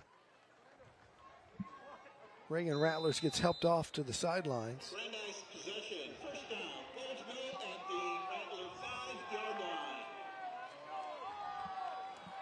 And we'll certainly hope for the best there, because obviously you've got a hotly contested ball game, and we all know what's coming up next week. We want everybody healthy for that. First and goal. Here's the Broncos. Smith hands inside to Morris. Morris fighting for yardage, and he'll be stopped short. Getting his forward progress. I'll call it the 3.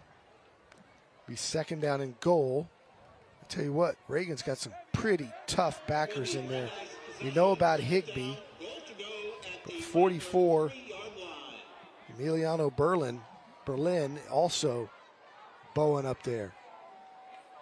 Yeah, and you have a lot of these guys, Don, that go both ways. I mean, heard repeatedly this week from Coach Preston Meyer at Reagan that if we want to go where we want to go, we're going to have to play guys both ways. Direct snap to Morris goes nowhere again. And again, it's Higbee and company, and including the defensive back coming up to make the tackle. I tell you what, Reagan plays so many different guys. That was Aiden Fernandez, the running back, in there on defense. Yeah, so he's going to get some time at running back. And here's Morris. No, it's a fake. It's Smith. Did he get over? Touchdown, Winter Smith. Wow. Well, it caught me off guard going quick there. Second effort by the quarterback.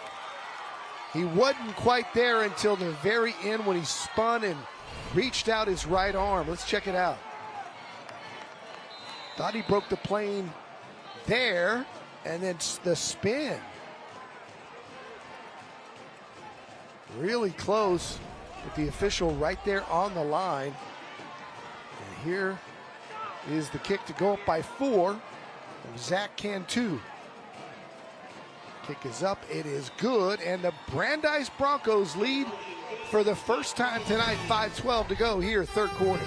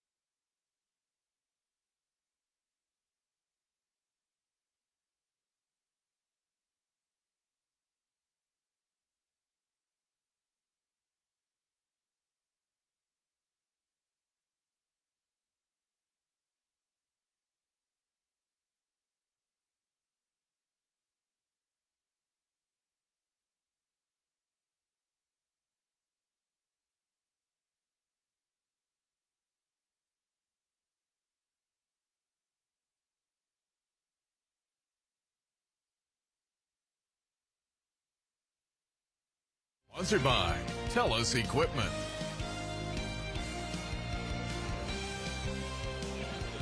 All right, so for the first time tonight, we have the Brandeis Broncos and a lead change going in front of Reagan 14-10 here with 5:12 to go in the third.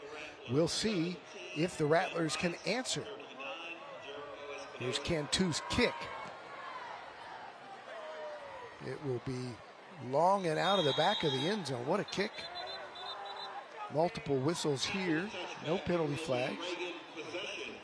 And so we'll see how Ragsdale and that Reagan offense can answer. They've been effective on the ground tonight. Edwin Bridges having a nice night.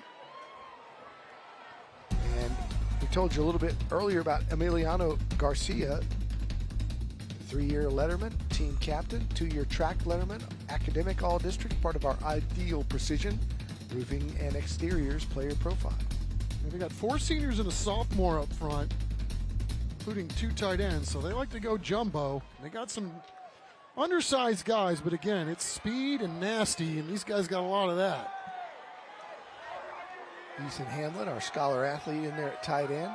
Handed to Bridges. Bridges had one man to beat before he broke that one, and you can tell he's quick into the hole is Edwin Bridges, 680 yards and 4 scores coming into tonight. Well, we talked about it at the onset about how quick this game might actually go, so possessions are going to be fairly limited. And Reagan, you just get the sense, Don, I mean, these guys, they can ground and pound all day long. You just got to stay away from that killer penalty that kind of hurt them there towards the end of the first half. Here's Ragsdale, here's Bridges, again, finding some room behind that big offensive line, and plenty enough, a big gasher there, down to the 40-yard line. I'll move the sticks for another rush max first down. So Reagan trying to counter as we take a look at Edwin Bridges and his variables, 5'9", 170. This is a very interesting game of chess, right? With clock management, and stealing possessions at the end of half, and then getting the ball back in the first half. And it's fascinating stuff here in the final week of the Red. Bridges might be gone.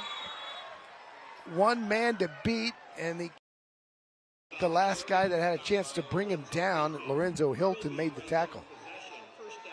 But it's another rush max first down as Bridges and this offensive line. Chuck, it's almost as if Reagan is trying to send a message here with this drive as far as wearing you down with their physicality up front. Yeah, I mean, they are really doing an electric job running the ball tonight. And it is very, very impressive because you know what you're going to get if you're the opposition. A lot of it is just student body left, student body right. They run behind Hamlin, the big wrestler that we featured at halftime, and he led the way with the block. It's another big game.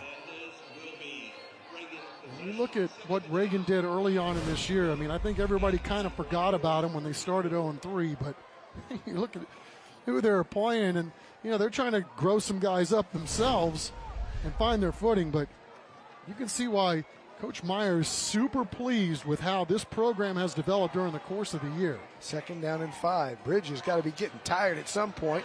Cuts it inside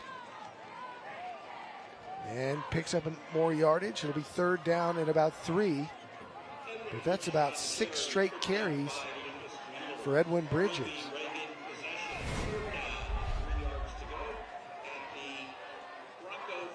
He's picking his way. He may have gotten picked off by his own man there.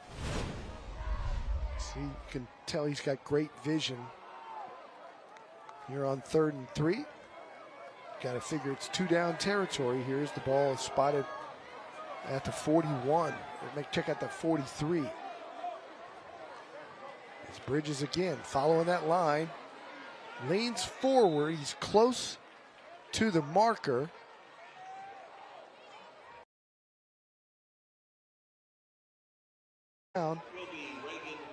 As we tick inside of 2 minutes, they'll switch out running backs. And Bridges should get anything he wants on the sideline. Powerade, you deserve it, young man. It's a heck of a series. John O'Para in now as one of the running backs with Ragsdale. They'll hand it to Hamlin, the big tight end. Hamlin down the sideline, cuts it inside, still on his feet. I don't know that he ever went out of bounds. They call it out of bounds right at the 30. Kimmy Lewis is beside himself. There was a hold as big as Dallas right there, and it went uncalled. So a break for Reagan here on 2nd and 3. But again, you're going to get the benefit of the doubt the way they've run the ball tonight. 2nd down and 3.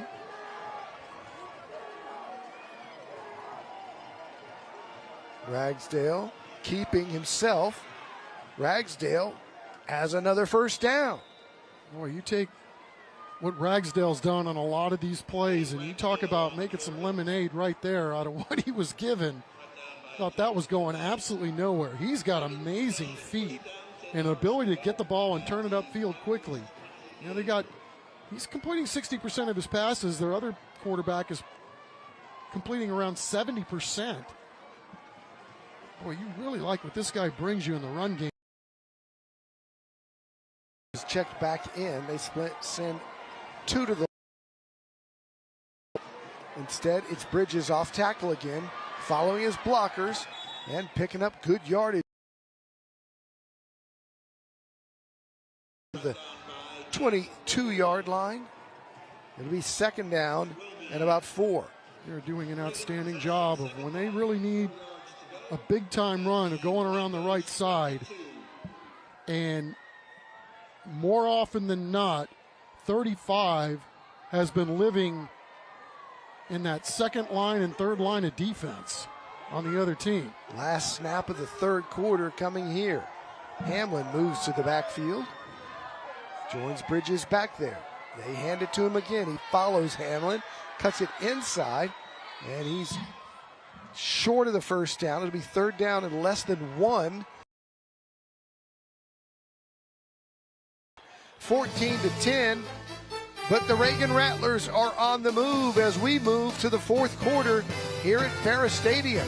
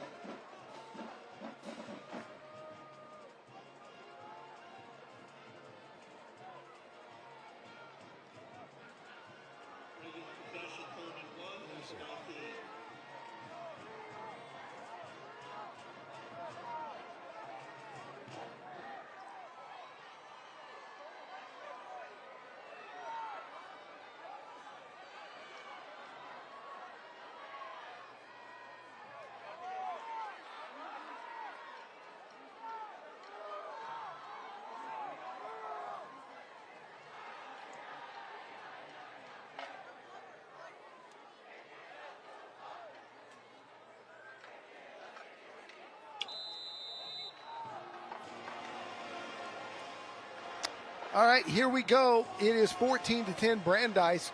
Fourth quarter action, first play of the quarter, 3rd and 1. They give it to Fernandez, and he's got the first down by about a yard.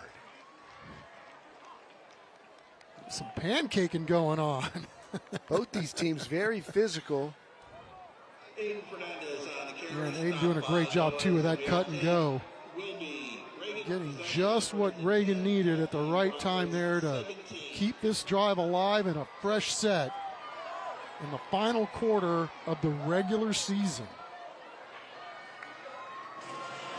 Reagan with a methodical clock-draining drive, ate up most of the third quarter. Now we move on to the fourth.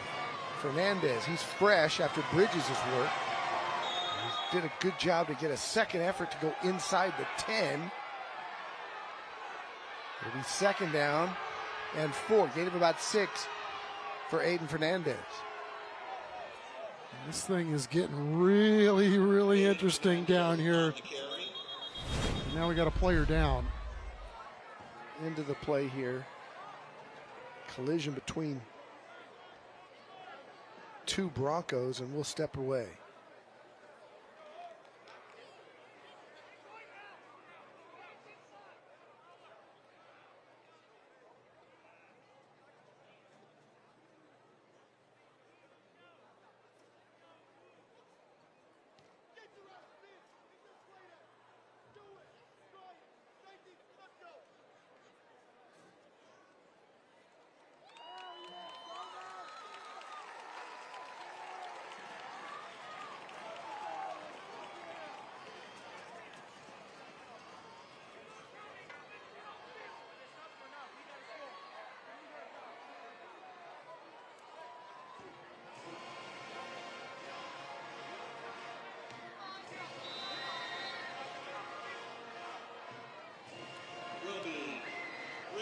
Possession, 2nd down, 2 yards to go inside the Bronco 10-yard line.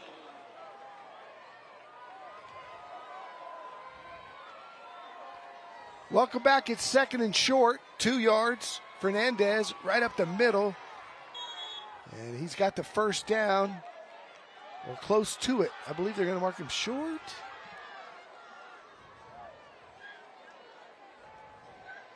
Nope, they're going to give it to him. Late call, but they'll move the chains. It'll be 1st and goal. I think it's fascinating what they do, playing some of their two-way guys, but get in there for a while and then change of possession will get you catch your breath, and then bam, you're right back out there. 22's had a heck of a ball game on both sides of the ball this evening.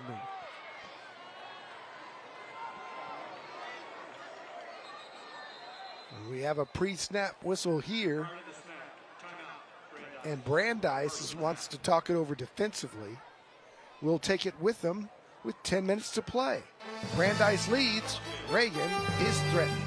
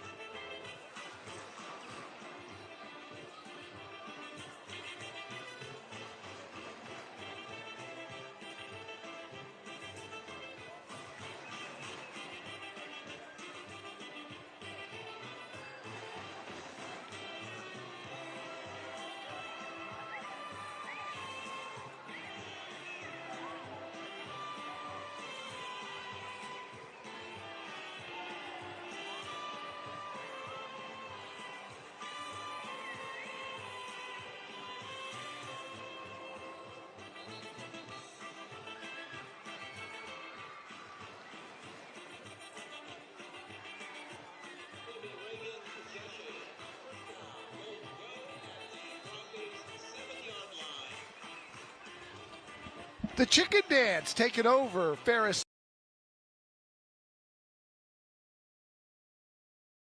at the timeout. 10 minutes to go. Here's Bridges right up the middle. Bridges to the end zone. Touchdown, Reagan. The Rattlers go right back in front. It's Edwin Bridges who's had a big night, especially here in the second half.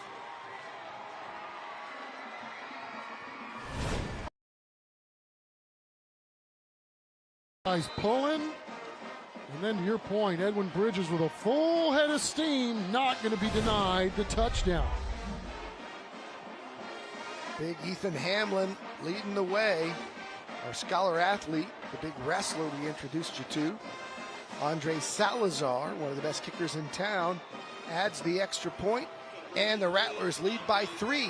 9:56 to go. We'll see if the Broncos can answer.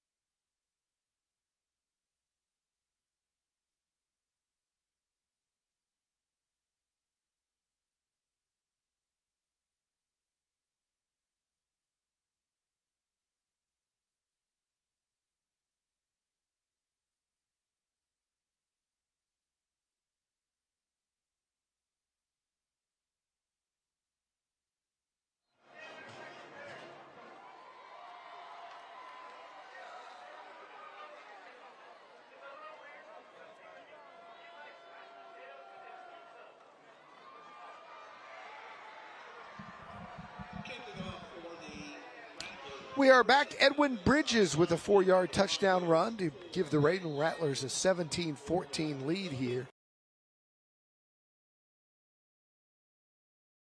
We've had a lot of success running the football, keeping it on the ground, and just moving it right down the field, and Brandeis now has its chance to answer. This physical football game, both teams trying to prove a point physicality-wise. I wouldn't expect the Broncos to back down at all. They'll try to run it right down your throat with their quarterback, Winter Smith, and their running back, Jerron Morris. Taking a look at our Monarch trophies. We'll hand those out to the winning team tonight. Our MVP and the Monarch Trophy Championship trophy goes to the winning coach. Monarch Trophy with us another year here on our 17th season of Thursday Night Lights. I think they've been here for all 17. If you need a trophy, an award for your Little League team, for your business, plaques, awards, whatever you need, it's 344-3777. Smith rolling out of it. Got speed. He can get the edge. He does, and he picks up good yardage across the 34. Give him 7. It'll be second down and 3. I just love that play design for this squad, the way they're doing that, right? You give a little look like you might be going right, and then it out the other way, and you've always got that little safety valve to make sure that nobody's going to come over there and get the blind side play. Well done. 3 wide to his right. He goes left instead. Get to the corner. Will be brought down out of bounds. At about the 37, that'll stop the clock. You know, Don, I dare say, he who has the ball last win this ball game, the way it's going. Yeah, and who knows, this might be the last possession. The way these teams are controlling the ball. It's been really, really a masterclass at how to take a drive, make it a long drive, and then how to finish a drive, all while eroding the clock.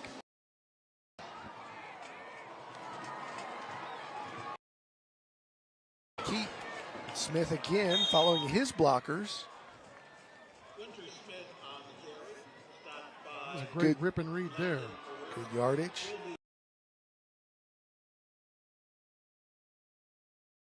The sense that Smith is very comfortable with contact, with running.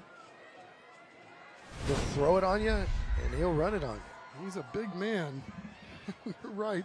Going to be terrorizing teams next year, too, and beyond.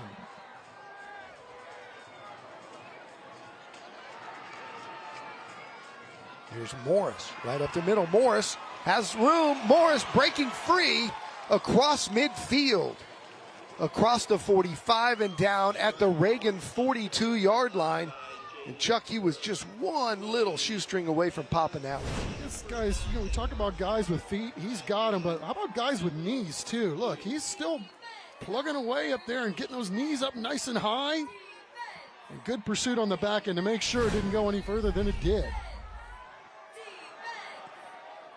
New set of downs. It's a Mega Furniture first down for Morris. Here he goes again. Follows his blocker, still on his feet.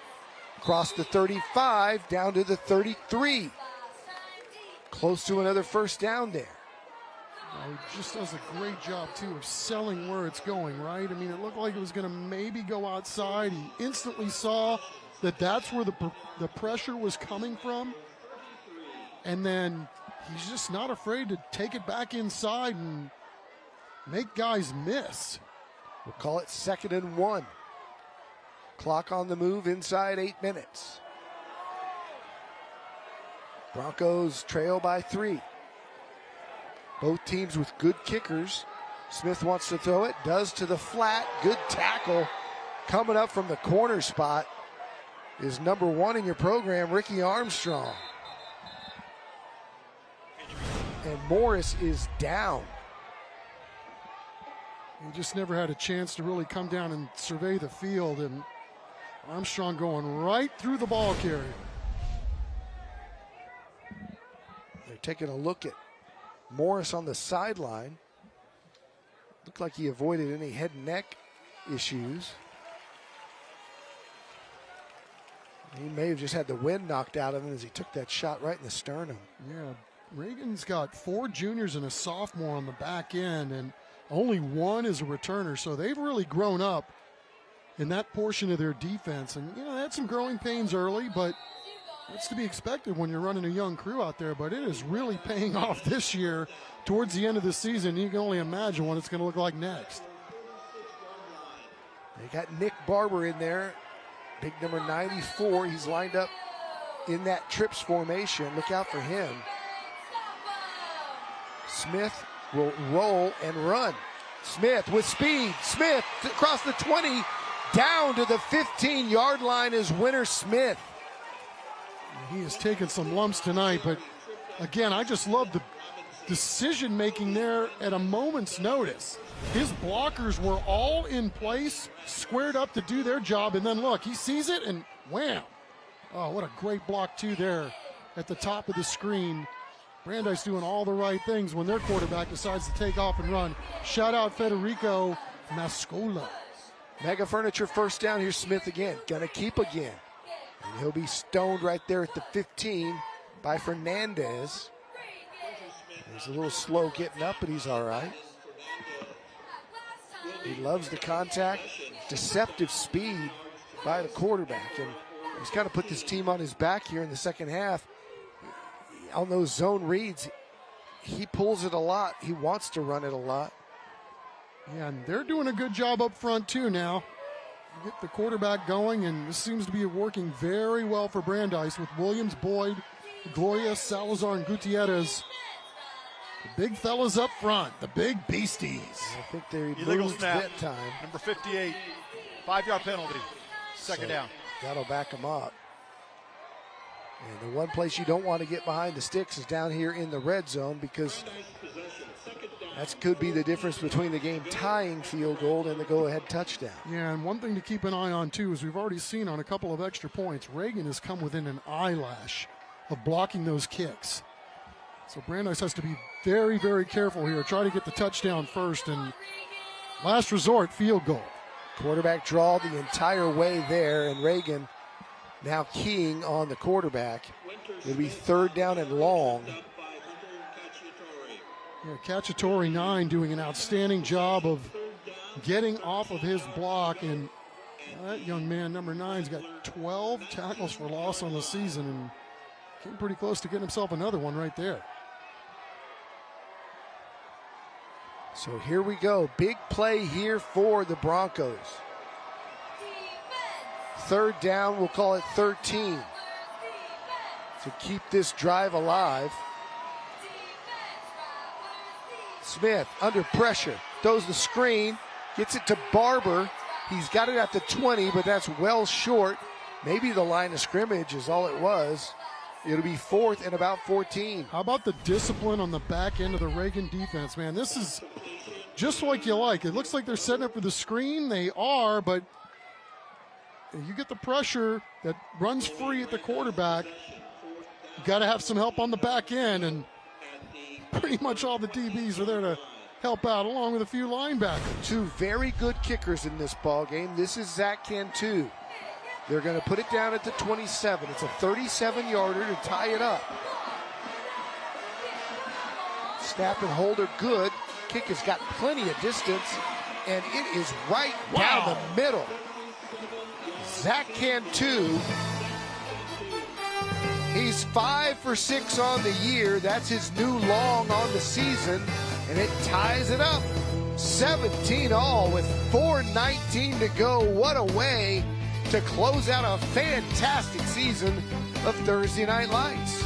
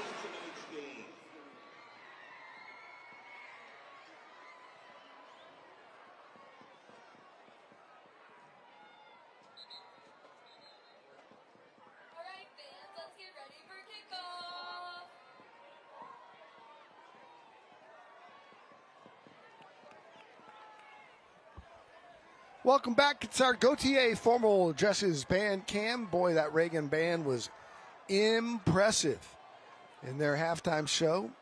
What'd you say? They're going to Indianapolis, taking the whole band? They sure are. Next week.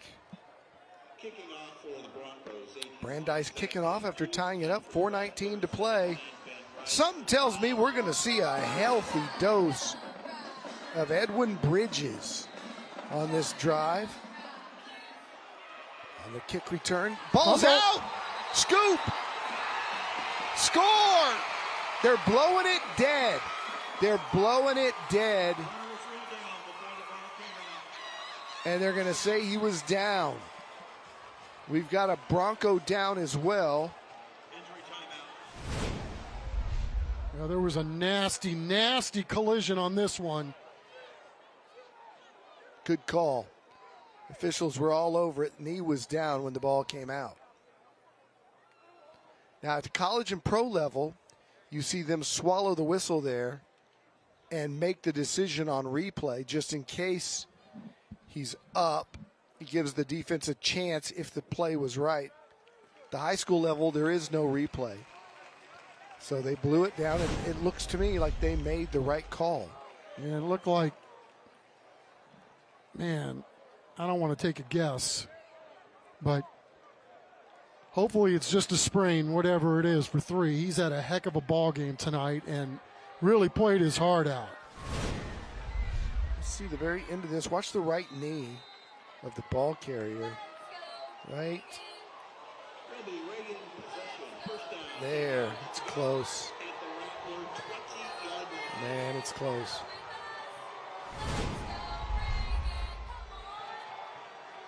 So Reagan, with 4 minutes to go, A Mega Furniture first down. Here's Bridges.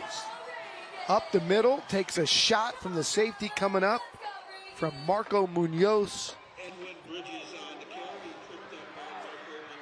As we take a look at our player profile from Ideal Precision Roofing and Exteriors, Lucas Wheeler, the senior linebackers, had a big-time game tonight. He will bring a load. 2nd down and 5. Bridges again. They've been running him all night. He's got a seam, and he's got the first down. And the chains will move. Stop for a second to move them.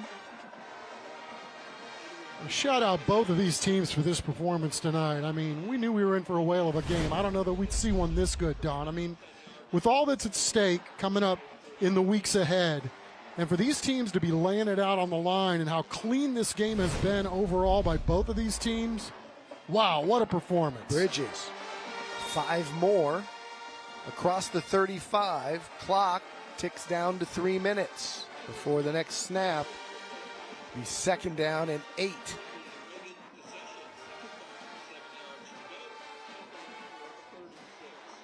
I'll tell you who's going to sleep good tomorrow. That's going to be Edwin Bridges. It's kind of been his MO all year, right? He's the guy.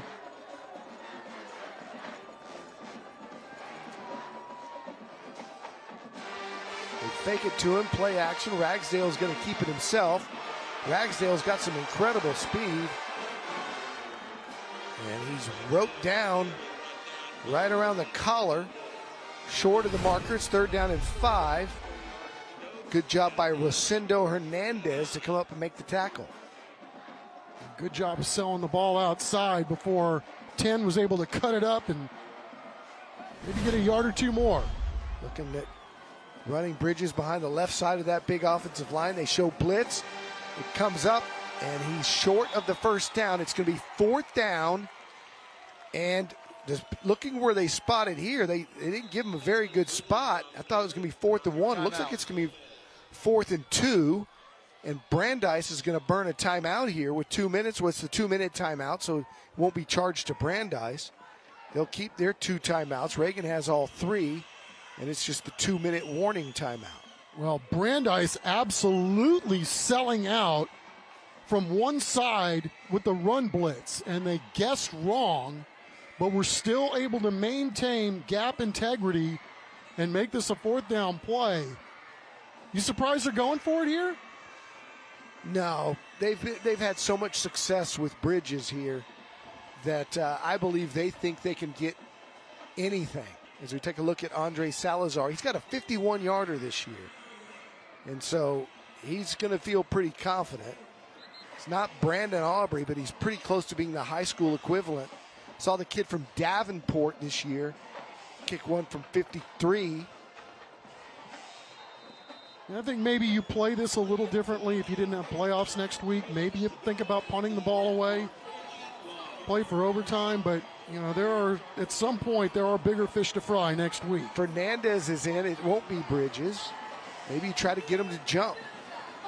They go to Fernandez. He's got it easily. He's 2 yards on the other side of the marker. That'll stop the clock for just a moment as we go inside of 2 minutes. So they go with the fresh back, the guy they trust, Aiden Fernandez, and he gets the first down. Yeah, you got a linebacker playing running back is quite the luxury. Can you imagine 4th and 2, a game like this, and you're able to get a dive play for a first? Well done. Another run blitz coming off the side. Here's Bridges. Breaks a tackle. Still on his feet, short down to the 48-yard line. And we go inside 1. First.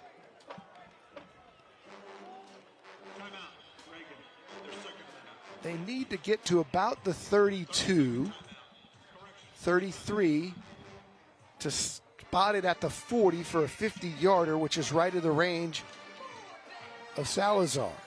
Yeah, I was watching him before the game, and Reagan had all their kickers down there just practicing with the ball teed up, but basically like a golf swing. They didn't have him take a running start or, you know, 2-step drop or anything. It was literally standing over the ball and making contact with the ball like a pendulum. And these guys, at least Salazar was kicking at 30 yards, just standing still. Yeah, he's one of the best in the area.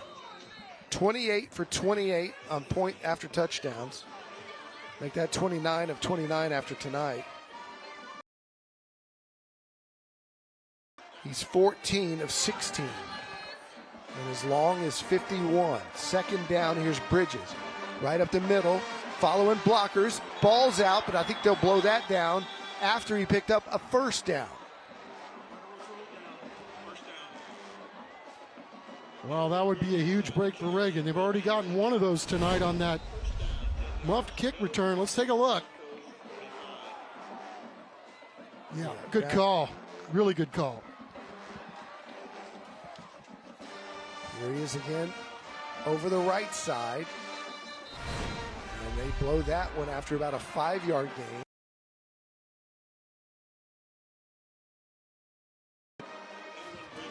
To give Salazar a good chance.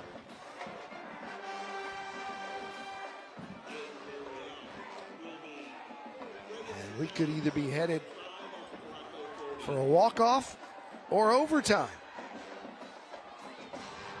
38 seconds to go. Ragsdale wanting to throw, does, caught, got it to about the 32. And that's what I said earlier. That puts him right in line with that 51-yarder. And they've still got 28 seconds to go. I bet you they want another 10 or 15 to make it a little more comfortable for Salazar. Or after all of this, do you pull something out of your bag of tricks and try to throw it? Maybe deep. I'm with you on that. I mean, I think you got to at least try one, right? Because look at how quickly, or how tightly, I should say, Brandeis is at the line of scrimmage. They're betting on Bridges. They give it to him. Bridges may score. Instead, he's down to the 25-yard line. And Salazar breathes easier now, as they may just decide right now to run this thing down and kick it. Instead, there's a timeout, but a huge run by Bridges. And they're lucky they didn't get called for 15 more with the face mask. What a hotly contested ball game, going right down to the wire. Looking at about 39, 40-yarder attempt from here.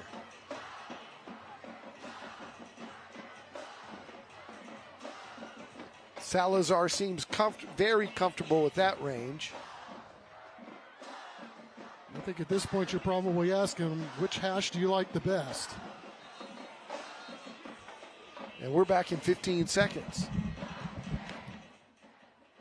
At Brazilian Top Team San Antonio, our kids and teen classes build more than strength. From anti-bullying to mental resilience, your child becomes part of a community that lifts them up. Sign up today for a free trial class at bttsa.com. Want to be in the elevator.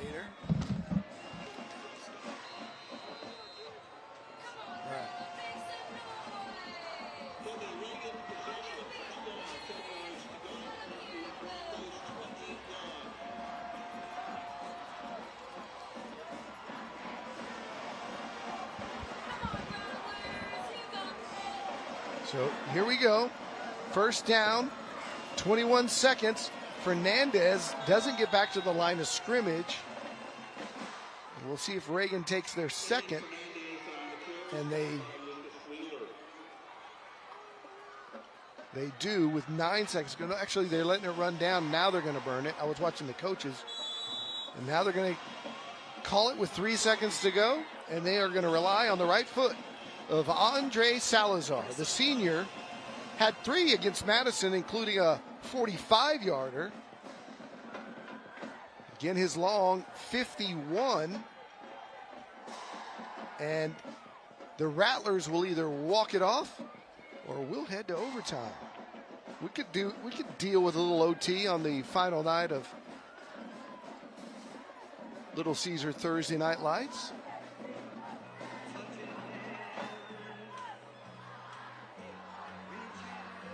See the Reagan faithful.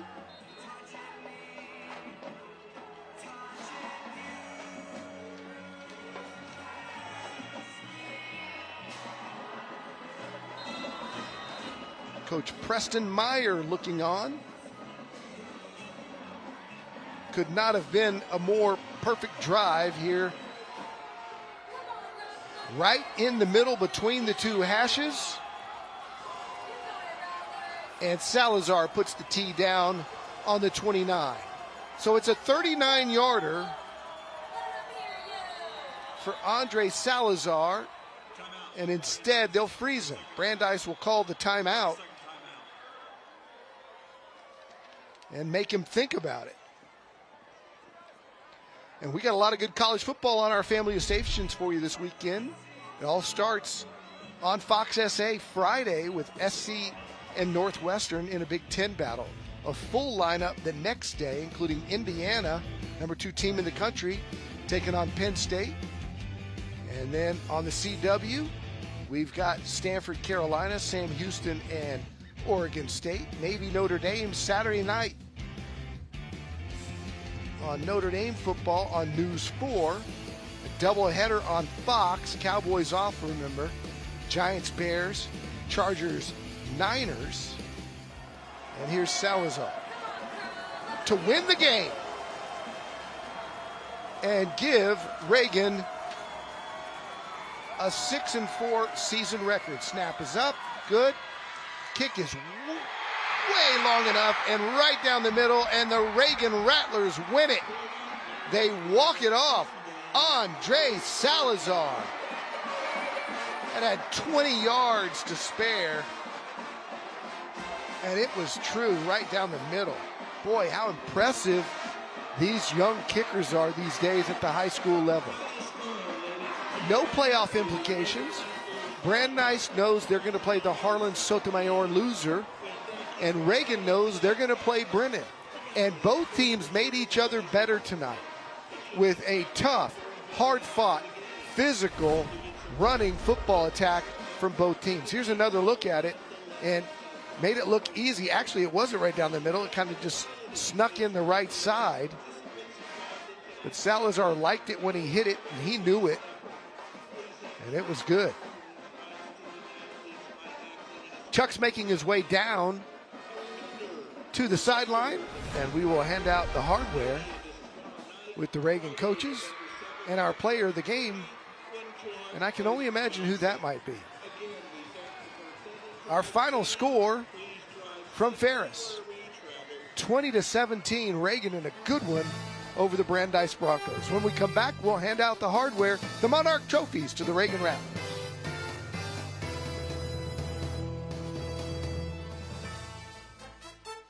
Tonight's broadcast of Thursday Night Lights is sponsored by Little Caesars, the Gomez Law Firm, Beluga Air, DH Plumbing, Rush Max, Mega Furniture, San Antonio Sports, Valero, Absolute Power Electrical Contractors, Christus Children's, Gautier Formal Dresses, The Good Feet Store, Collision Experts of Alamo Heights, South Texas Family Medicine and Urgent Care, TELUS Equipment, Ideal Precision Roofing, Brazilian Top Team, and Monarch Trophy Studio.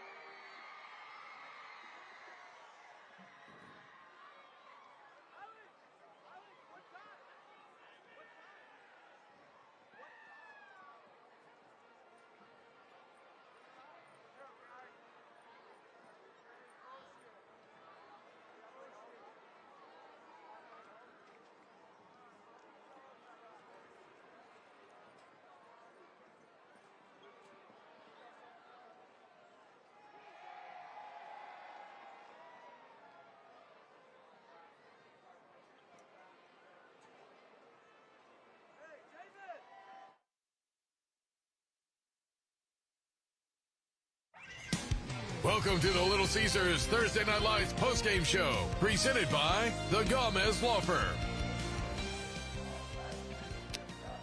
What a game to end our season here on Little Caesar Thursday Night Lights. The Reagan Rattlers victorious over Brandeis 20-17. Let's take a look at our game highlights. It was a back and forth affair. They went up front first. Ragsdale leading the Rattlers to a 7-0 lead. They would lead 10-0. As we saw Salazar's first kick of the night, a short one, about 22 yards. But man, did Winter Smith and the Broncos fight back all night long, hit Jeter in the back of the end zone to make it close right before halftime. Smith with a great diving effort to get in the end zone late as they took the lead, did the Brandeis Broncos. That was their first lead of the game and went back and forth. Bridges put Reagan back on top. It was tied up late. And these two teams traded field goals. Cantu hit one, and then Salazar with the walk-off. The victorious Reagan Rattlers are standing by with Chuck Migatini. Chuck, take it away.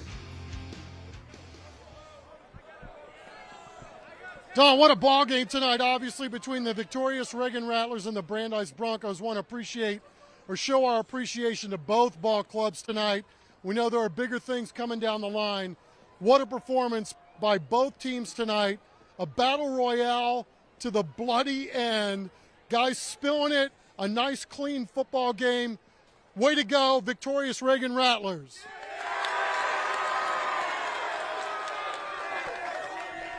All right.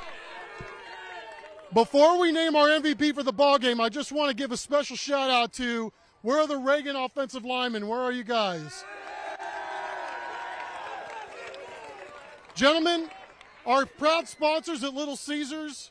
We got some leftover pizza over there. If you guys share nice, we're going to hook you up for the ride home. All right, where's Edwin Bridges?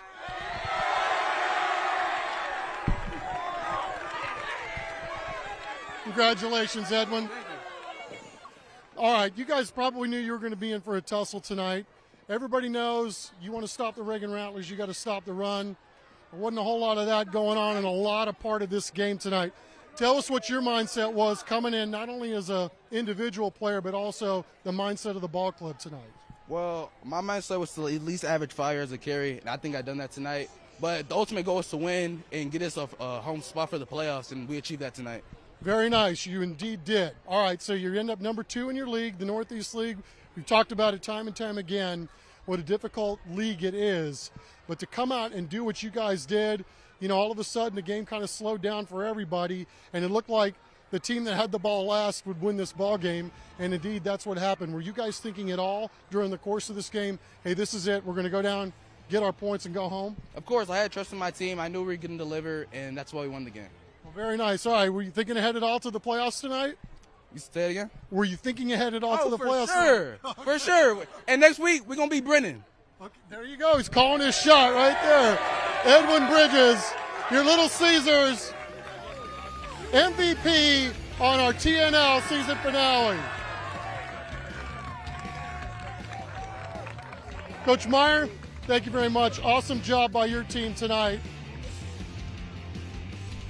Well, your running back kind of puts you guys on the spot. Before we get to that, you just tell us, I mean, you called your shot pretty much early on in the weekend on many, many fronts, but did you really think that it was going to really go down like it went down tonight? Last team standing, last team with the ball, last team wins the ball game. I don't think there's any doubt about it. I mean, you look at it and you have two very similar teams that love to run the football, and you knew it was going to be a battle all the way through, and sure enough, you saw it kind of at halftime where it was pretty apparent that whoever had the ball last was going to be the guy that came out on top. Well, Brandeis kind of steals a possession there at the end of the half. They score, then they come out and immediately score to start the third quarter. No panic in you guys, though. You come right back and you bounce back. How important was that to go get the ball and then go back and wrest the lead away again? Yeah, it was incredibly important. I mean, you saw the times just ticking down. It's like we've got to get the ball back and we've got to get something going, and we did. Okay, you work all year to put yourself in this position. You finished second in the league. It's been an amazing run getting to this point. I hate to ask you to look ahead, but I know everybody's had an eye on the postseason too. What do you think about your matchup in the first round next week? Well, we're pretty familiar with those guys. We played them 4 times in 2 years, so we know it's going to be a dogfight. It's always been a good game, and we'll just let the chips fall where they may next week. Do you like it, the fact that you get such a staunch opponent in week 1? I mean, they obviously are getting a staunch opponent too. Well, you get in the playoffs, they're all good. So just happy to be here, and whoever it is, we'll be ready to go. Coach Meyer, appreciate you very much, sir. It's a very outstanding job by you and your squad tonight. Here's the team trophy presented by our friends at Little Caesars. Preston Meyer and the rest of the Reagan Rattlers are your TNL season finale champs for 2025. Don Harris, back to you, my friend. All right, Chuck. When we come back, we will wrap it up for the year. But first, it's our South Texas Family Medicine and Urgent Care play of the night. What else could it be other than the walk-off game winner from the foot of Andre Salazar? He didn't even celebrate. Watch him. He just goes down and picks up the tee. He knew it was good, and he's the hero tonight for the Reagan Rattlers. We'll wrap it up and put a bow on the 17th season of Little Caesar Thursday Night Lights when we come back.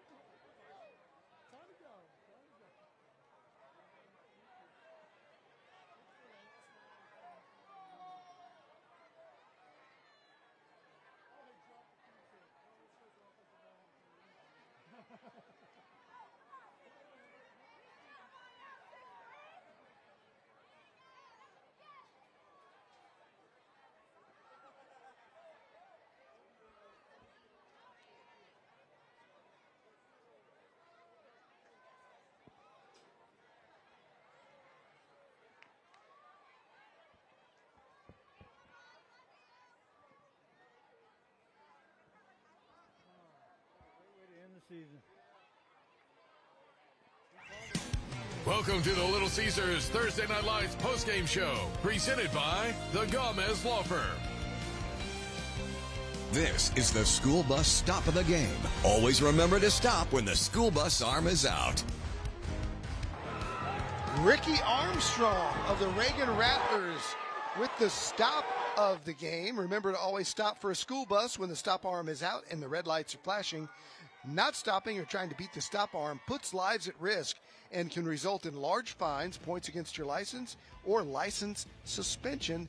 That is our school bus stop of the game. Reagan over Brandeis 20-17, the final.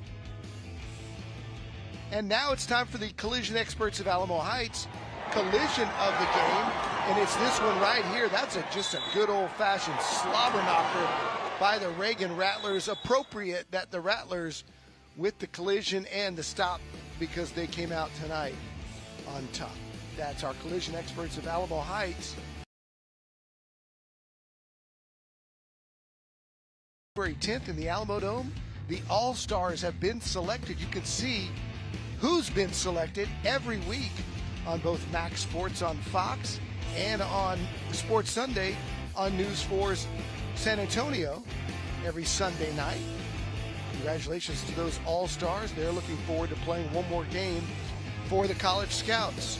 This has been our 17th season of Thursday Night Lights. It was the brainchild of our executive producer, Dean Radla, all those years ago. Our thanks to Dean as you take a look at our crew. From the sales team, Guillermo Reyes, Gianna Segovia, Jimmy Cola, Chris Ammons, and Mandy Barnett. Promotions, always a big part. Terry McFarland, Gabe Redondo, Brandon Dyer, Baylor Jones, Lonnie Smith, Jose Benuelos, and Carlos Acuna. Always from our news department, Zach Hedrick, Jack Green, Brad Souter, Siobhan Anders, Michael Campion, and Bob Gambert. it takes a huge crew. David Chancellor does the Scholar Athletes. Our director in the truck is Brian Watson. These guys right here are the ones that bring you the magic every week. Our camera operators, Tremaine McBride, Ski, Steve Sanders, Bryce Rushing. There's the guys in the truck, David Arguello, David Cuslow on audio, Jim Cottle on video, Aaron Rye on replay, Patrick West on graphics, Aiden Tremaine on the bug. The red hat tonight was Rick Zamora. SAP truck operators, David Velasquez, Javier Ramos, Mike Guerrero, and in master control, John Gonzalez. Chuck McIntyre, always great to work with Chuck. Matt Roy down on the sidelines most of the year. Nick Funky Cole Medina on statistics, and a very special shout out to our producer, Chris Kotlas. If you only knew the work that this guy puts in to make this a first-class professional broadcast. I say it every week. It's his show, and we're just living in it. We really, really appreciate you, Chris. You're the best in the business. That'll do it for this of the year. From this season until January 10th, from the Alamo Dome, I'm Don Harris saying so long, everybody. Right back in it. Slips over the defense, drops back, fires to the end zone, double coverage, caught, touchdown. Pressure coming, and he's going to go down. John Jay brought the house to Obasa. Fires over to the near side. Dupree breaks that first tackle. He's got the first down. He's got the 10. He's got the 5.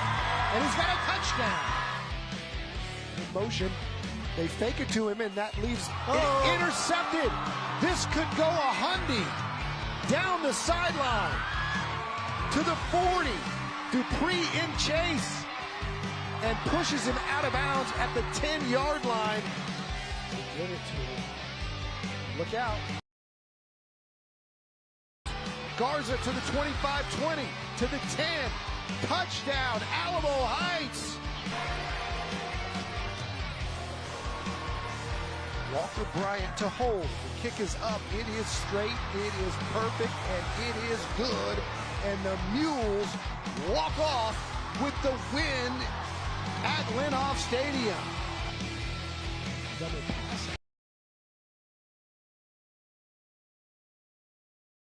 To the 30, to the 20, to the 10, still on his feet, diving for the cone. Here on 3rd and 3, they go to Price. No, he fakes it. Keeping it is Hughes. He's going to go the distance. Touchdown.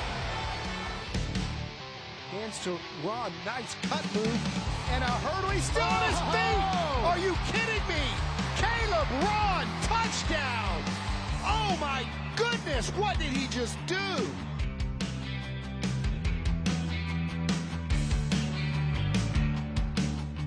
Cardenas backing him way up inside the 25.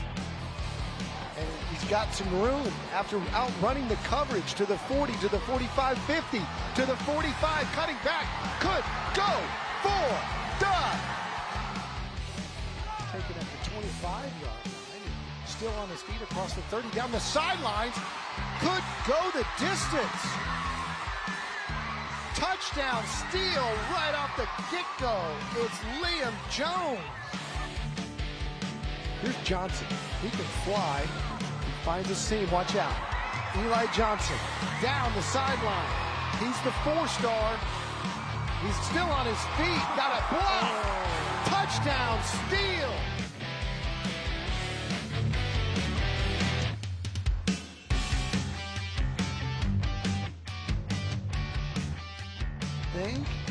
There you go. Just get it to your playmakers and watch them go. A couple of cuts and see you later.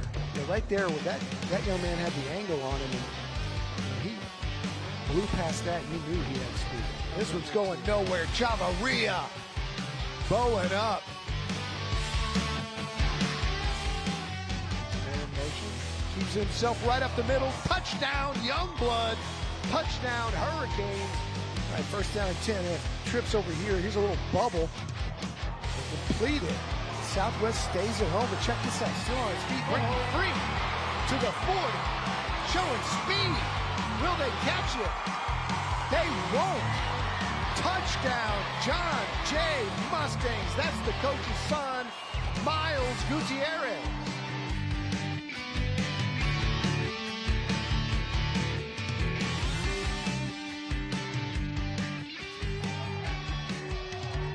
Oh, what a hit, what a hit, what a hit. The hit of the year by who else? Kyle Jackson. Wellington gonna put it in the air. Gonna take the shot. Got a man. Castellanos, touchdown.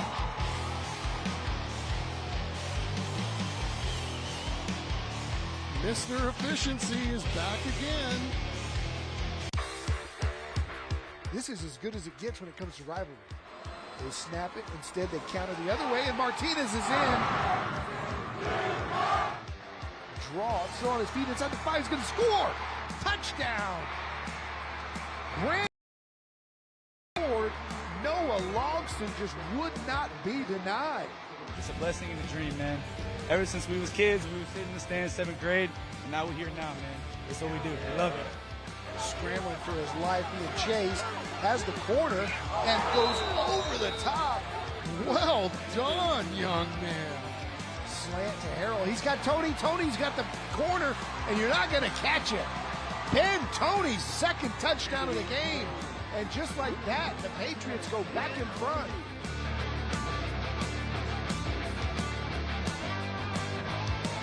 Glass fakes and flips the reverse. It's a reverse pass, and it's caught for a touchdown. Melvin Kahn. Yeah, really good design. Everybody biting.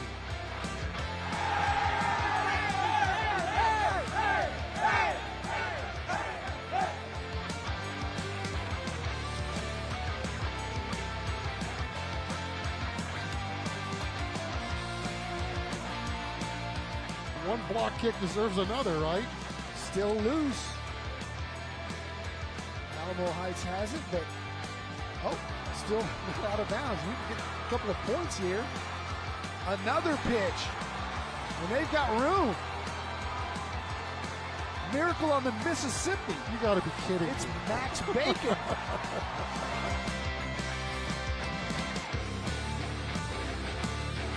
Touchdown. He dances in. Christian Dupree with a titanium feet. Coordinators thinking 2 plays here. Ball's on the ground.